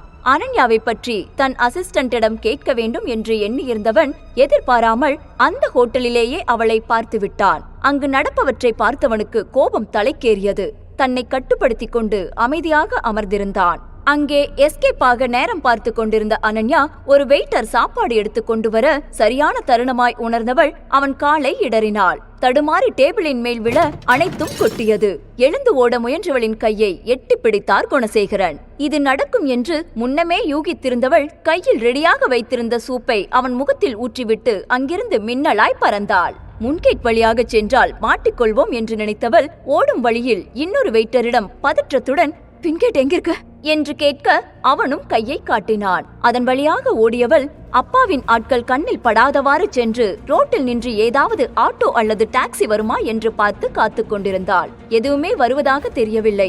நொந்து போனவள் இங்கு நின்றிருந்தால் ஆபத்து என்று நினைத்து மேலும் ஓட ஆரம்பித்தாள். திடீரென்று அவள் எதிரில் ஒரு கார் வந்து நின்றது. தன் அப்பாவிடம் மாட்டிக்கொண்டோம் என்ற பயத்தில் இதயமே வெடிப்பது போல் இருந்தது. அப்போது காரின் கண்ணாடி கீழே இறங்க சித்தார்த் அவளை பார்த்து கொண்டிருந்தான். அப்போதுதான் உயிரை திரும்பி வந்தது அவளுக்கு. உடனே அவன், என்ன பாத்துக்கிட்டே இருக்க போறியா என்று கேட்க, தப்பித்தால் போதும் என்று வேகமாக காரில் ஏறிக்கொண்டாள் அனன்யா. காரின் பின்னால் அவளின் அப்பா ஆட்கள் துரத்தி வருவதை கண்ட சித்தார்த் டிரைவரிடம் காரை வேகமாக ஓட்ட சொன்னார். கார் சென்ற வேகத்தில் இவர்கள் எங்கே சென்று மறைந்தார்கள் என்று கூட அவர்களால் கண்டுபிடிக்க முடியவில்லை. தப்பித்து விட்டாலும் அவள் பதற்றம் மட்டும் குறைய வெகு நேரம் ஆனது. பின்னர் தன்னை ஆசுவாசப்படுத்திக் கொண்டவள் சித்தார்த்திடம், ரொம்ப தேங்க்ஸ் சார், சரியான நேரத்துல வந்து என்ன காப்பாத்திட்டீங்க. இதுக்கு மேல உங்களை நான் எப்பவுமே டிஸ்டர்ப் பண்ண மாட்டேன். நான் சொல்ற இடத்துல என்ன இறக்கி விட்டுடுங்க, அது போதும் என்று கை கூப்பி கேட்டுக்கொண்டாள். தன்னுடைய கையை கீழே இறக்கும்போதுதான் கையில் அடிபட்டு ரத்தம் வழிவதை கவனித்தாள் அனன்யா. ஆனால் தன் மகனை கண்டுபிடிக்க வேண்டிய சூழ்நிலையில் அதெல்லாம் அவளுக்கு பெரிதாக தெரியவில்லை. ஆனால் சித்தார்த்தோ டிரைவரிடம், நேரா வண்டியை ஹாஸ்பிட்டலுக்கு விடு என்றான். அவளோ, சார் என்ன பண்ணிட்டு இருக்கீங்க, நான் போய் என் பையனை கண்டுபிடிக்கணும், எனக்கு இப்ப ஹாஸ்பிட்டல் போறதுக்கெல்லாம் நேரம் இல்ல என்றாள். அவள் கூறியதை அவன் கண்டு கொள்ளவே இல்லை. அதற்கு மேல் எதுவும் பேச விரும்பாதவள் அமைதியாக அமர்ந்திருந்தாள். ஹாஸ்பிட்டல் வந்ததும் இறங்கி போய் ஃபர்ஸ்ட் எய்ட் செய்துவிட்டு டாக்டர் கொடுத்த மாத்திரைகளை வாங்கிக் கொண்டு வெளியே வந்தாள். சித்தார்த் கிளம்பி இருப்பான் என்று நினைத்தாள். ஆனால் அவனோ காரில் அவளுக்காகவே காத்துக் கொண்டிருந்தான். அவன் அருகே வந்தவள், ஆமா நீங்க ஏன் இன்னும் போகாம வெயிட் பண்ணிட்டு இருக்கீங்க என்று கேட்க, கார்ல ஏறு என்று மட்டும் பதில் வந்தது. அவளோ, உங்களுக்கு என்னதான் வேணும்? ஓ, இவ்வளவு தூரம் கூட்டிட்டு வந்ததுக்கு காசு வேணும் அவ்வளவுதானே என்று பர்ஸிலிருந்து 500 ரூபாயை எடுத்து நீட்டினாள். அதை கண்டு கடுப்பான சித்தார்த், உன்ன மாதிரி ஒரு திமிர் பிடிச்சவளுக்கு ஹெல்ப் பண்ணது என்னோட தப்புதான். நான் உன்னோட பையனை உன்கிட்ட கொடுத்துடலான்னு நினைச்சேன், ஆனா நீ ஓவரா பண்ற என்று சொல்லிவிட்டு, டிரைவர் வண்டி எடு என்றான். கார் மெதுவாக நகர அப்போதுதான் அவன் சொன்னதை புரிந்து கொண்டு, என்ன சொன்னீங்க, மறுபடி சொல்லுங்க என்று ஓடி வந்தாள். அவளை சிறிது நேரம் கதறவிட வேண்டும் என்று எண்ணியவன் காரை மெதுவாக நகர்த்தி கொண்டே இருக்கச் சொன்னான். அவளோ காரின் பின்னால் ஓடி வந்து கொண்டே இருந்தாள். ஒரு கட்டத்தில் தன் தெம்பு மொத்தையும் இழந்தவள் நடு ரோட்டில் அமர்ந்து விட்டாள். பார்க்க பாவமாகவும் சிரிப்பாகவும் இருந்தது அவனுக்கு. மேலும் காரை அவளுக்கு அருகில் கொண்டு வந்து நிறுத்தி, என்னாச்சு, நல்லா ஓடி வர வேண்டியது தானே, ஏன் உட்கார்ந்துட்ட என்று கேட்டான். கொலை வெறியில் இருந்தாலும் தன் மகனுக்காக அமைதியாக இருந்தாள். பிறகு அவன், நீ முறைச்சது போதும், வந்து கார்ல ஏறு. இப்ப நீ கார்ல ஏறலனா இன்னொரு தடவை எல்லாம் வந்து கூட்டிட்டு போக மாட்டேன் என்றான். எதுவும் பேசாமல் அமைதியாக ஓடி வந்து காரில் ஏறிக்கொண்டாள். அப்போது, மித்ரு எங்கிருக்கான்னு உங்களுக்கு தெரியுமா என்று கேட்டாள். என்று மட்டும் சத்தம் வந்தது. மீண்டும் அவள் கேள்விகளை அடுக்கிக் கொண்டே செல்ல இரிட்டேட் ஆனவன், கொஞ்ச நேரத்துல எல்லாமே தெரிஞ்சிரும், அமைதியாரு என்றான். சிறிது நேரத்தில் ஈசிஆர் ரோட்டில் சொகுசு பங்களாக்கள் நிறைந்திருந்த இடத்திற்குள் கார் நுழைந்தது. அப்போது அங்கு இருந்ததிலேயே ஒரு பெரிய பேலஸ் போன்ற வில்லாவுக்குள் கார் நுழைந்தது. பின்னர் காரை விட்டு இறங்கியவள் சித்தார்த்தை பார்த்து குழப்பத்துடன், இது உங்க வீடுதானே, இங்க எதுக்கு என்ன கூட்டிட்டு வந்தீங்க என்று கேட்டாள். அமைதியாக நின்றவன் மனதில் இவ்வளவு பெரிய வீட்டை பார்த்ததும் அவள் எந்த ஒரு சலனமும் இல்லாமல் இருந்தது அவனுக்கு ஆச்சரியமாக இருந்தது. பின்னர் சித்தார்த் வீட்டினுள் செல்ல வேறு வழி இல்லாமல் அவளும் அவனை ஃபாலோ செய்தாள். உள்ளே சென்றதும் அங்கிருந்த வேலையாட்கள் ராஜ மரியாதையுடன் அவர்களை வரவேற்றனர். பின்னர் அம்மா எங்க என்று கேட்க தோட்டத்தில் இருப்பதாக பதில் அளித்தனர். பின் தோட்டத்திற்கு அழைத்துச் செல்ல தோட்டமே மிக பிரம்மாண்டமாக இருந்தது. அவன் சாதாரணமான ஆளில்லை என்பதை புரிந்து கொண்டாள் அனன்யா. அங்கு சென்றதும் அவளது கண்களில் பட்டது அமைதியாக உட்கார்ந்து விளையாடிக் கொண்டிருந்த மித்ரன் தான். உடனே மித்து என்று சொல்லிக்கொண்டே அவன் அருகில் ஓடினாள். அவனும் கையில் இருந்த பூக்களை கீழே போட்டுவிட்டு ஓடி வந்து அம்மா என்று அணைத்துக் கொண்டான். அவனை பார்த்த பிறகுதான் அவளுக்கு உயிரை திரும்ப வந்தது போல் இருந்தது. மேலும் முத்தமழை பொழிந்தவள் எப்படிரா இருக்க செல்லும் என்று கேட்க, நான் நல்லா இருக்கேம்மா, ஆனா உங்களை ரொம்ப மிஸ் பண்ணுன என்கிறான். அதற்கு அவளும் செல்லும் அம்மாவும் உன்னை ரொம்ப மிஸ் பண்ணுன என்று கூறி அவனை இறுக்கமாக அணைத்துக் கொண்டாள். மீண்டும் அவன் அம்மா அப்பா சொன்ன மாதிரியே உங்களை பத்திரமா கூட்டிட்டு வந்துட்டாரு என்று மகிழ்ச்சியாக கூறினாள். மித்து நீ அம்மா இல்லாம ரொம்ப கஷ்டப்பட்டியா என்று கேட்க, இல்லம்மா பாட்டி என்ன ரொம்ப நல்லா பாத்துக்கிட்டாங்க என்றான். அதை கேட்டு நிம்மதியானவள் பாட்டி என்று யாரை கூறினான் என்று திரும்பி பார்த்தாள். அங்கே பட்டு புடவையில் பொலிவான முகத்துடன் ஒருவள் நின்றாள். அவரது முகம் சித்தார்த்தின் முகஜாடையுடன் ஒத்துப்போக அவரின் அம்மாதான் என்று முடிவு செய்து கொண்டாள். பின்னர் அவளிடம் சென்று, ரொம்ப தேங்க்ஸ் மேடம், நீங்க என்னோட பையனை இவ்ளோ நல்லா பாத்துக்கிட்டதுக்கு. சாரிங்க, உங்களுக்கு ரொம்ப தொந்தரவு கொடுத்துட்ட என்க. இல்லம்மா, உன்னோட பையன் ரொம்ப சமத்து, என்னை எந்த தொந்தரவும் பண்ணல, அவனை பாத்துக்கிட்டதுல எனக்கு எந்த கஷ்டமும் இல்ல என்கிறாள். ஜானகிக்கு அனன்யாவை பார்த்த உடனே பிடித்து போனது. பின்னர் அனன்யாவிடம், நீ ஏதோ ப்ராப்ளம்ல மாட்டிருக்கேன்னு சொன்னாங்களே, இப்ப எல்லாம் சரியாயிடுச்சா என்று கேட்க, எல்லாம் சரியாயிடுச்சுமா என்றாள். தன் மகனை பார்த்து கொண்டதற்கு மீண்டும் ஒருமுறை நன்றி கூறிவிட்டு அங்கிருந்து கிளம்புவதாக கூறினாள். ஜானகிக்கோ மித்ரனை பிரிய மனம் இல்லாமல், ஏமா அங்கிருந்து போக இவ்ளோ அவசரப்படுற, வெளியே போய் எங்க தங்குவ என்று கேட்க, இல்லம்மா நாங்க முக்கியமான வேலையாதான் இந்தியா வந்தோம், அந்த வேலை முடிஞ்சிடுச்சு, அதனால நாளைக்கே லண்டன் திரும்ப போயிடலான்னு இருக்க என்கிறாள். அதை கேட்ட சித்தார்த்திற்கு மிகவும் ஏமாற்றமாக இருந்தது. ஜானகிக்கோ தன் சிறு வயது மகன் போல இருக்கும் மித்ரனை பிரிய மனமே இல்லை. ஆனால் எந்த உரிமையில் அவர்களை இங்கே தங்க வைப்பதென்றெண்ணி அமைதியாக நின்றாள். பிறகு அனன்யா மித்ரனிடம், கண்ணா பாட்டி உன்னை நல்லா பாத்துக்கிட்டாங்கல்ல, அதனால அவங்களுக்கு தேங்க்ஸ் சொல்லு, நம்ம கிளம்பலாம் என்கிறாள். ஆனால் அவனோ ஓடிச் சென்று சித்தார்த் காலை கட்டிக்கொண்டு, அம்மா நாம அப்பா கூட தானே இருக்கணும், நீங்க ஏன் தனியா கூட்டிட்டு போகணும்னு நினைக்கிறீங்க, எனக்கு அப்பா கூட தான் இருக்கணும் என்று அடம் பிடிக்க, அவளுக்கு என்ன சொல்லி அவனை அழைத்து செல்வதென்று புரியாமல், மித்து அவர் உன்னோட அப்பா இல்ல என்று கூற, அம்மா நல்லா பாருங்க, நானும் அப்பா மாதிரி தானே இருக்கேன், உங்களுக்கு அடையாளம் தெரியலையா என்றான். இப்படியே விட்டால் நிலைமை கைமீறிவிடும் என்று உணர்ந்தவள் மித்ரனை மிரட்டி அங்கிருந்து அழைத்துச் சென்றாள். தனது பாட்டி வீட்டை அடைந்ததும் பாட்டியும் அவர்களைக் கண்டு மகிழ்ச்சியில் மித்ரனை அணைத்துக் கொண்டார். ஆனால் அனன்யாவிற்கு தன் தந்தையின் நினைவு வந்ததும் வெறுப்பும் உடன் தொற்றிக் கொண்டது. பின்னர் தன்னை அமைதிப்படுத்திக் கொண்டவள் இந்த முறை பாட்டியையும் தன்னுடன் அழைத்துச் செல்ல வேண்டும் என்று முடிவெடுத்தாள். அதை பற்றி சாப்பிடும்போது அவரிடம், பாட்டி இந்த முறை நீங்களும் எங்க கூடவே வந்துருங்க என்றாள். ஆனால் அவரோ, இல்லம்மா எனக்கும் வயசாயிடுச்சு, அந்த மாதிரி புது இடத்துல வந்து தங்கறதெல்லாம் ரொம்ப கஷ்டம், அதனால நான் ஊருக்கு போலான்னு இருக்கேன், அங்க நம்ம சொந்தக்காரங்க என்ன நல்லா பாத்துப்பாங்க என்றாள். அனன்யாவிற்கோ மிகவும் கஷ்டமாக இருந்தாலும் அவர்கள் சொல்வது சரிதான் என்று தோன்றியது.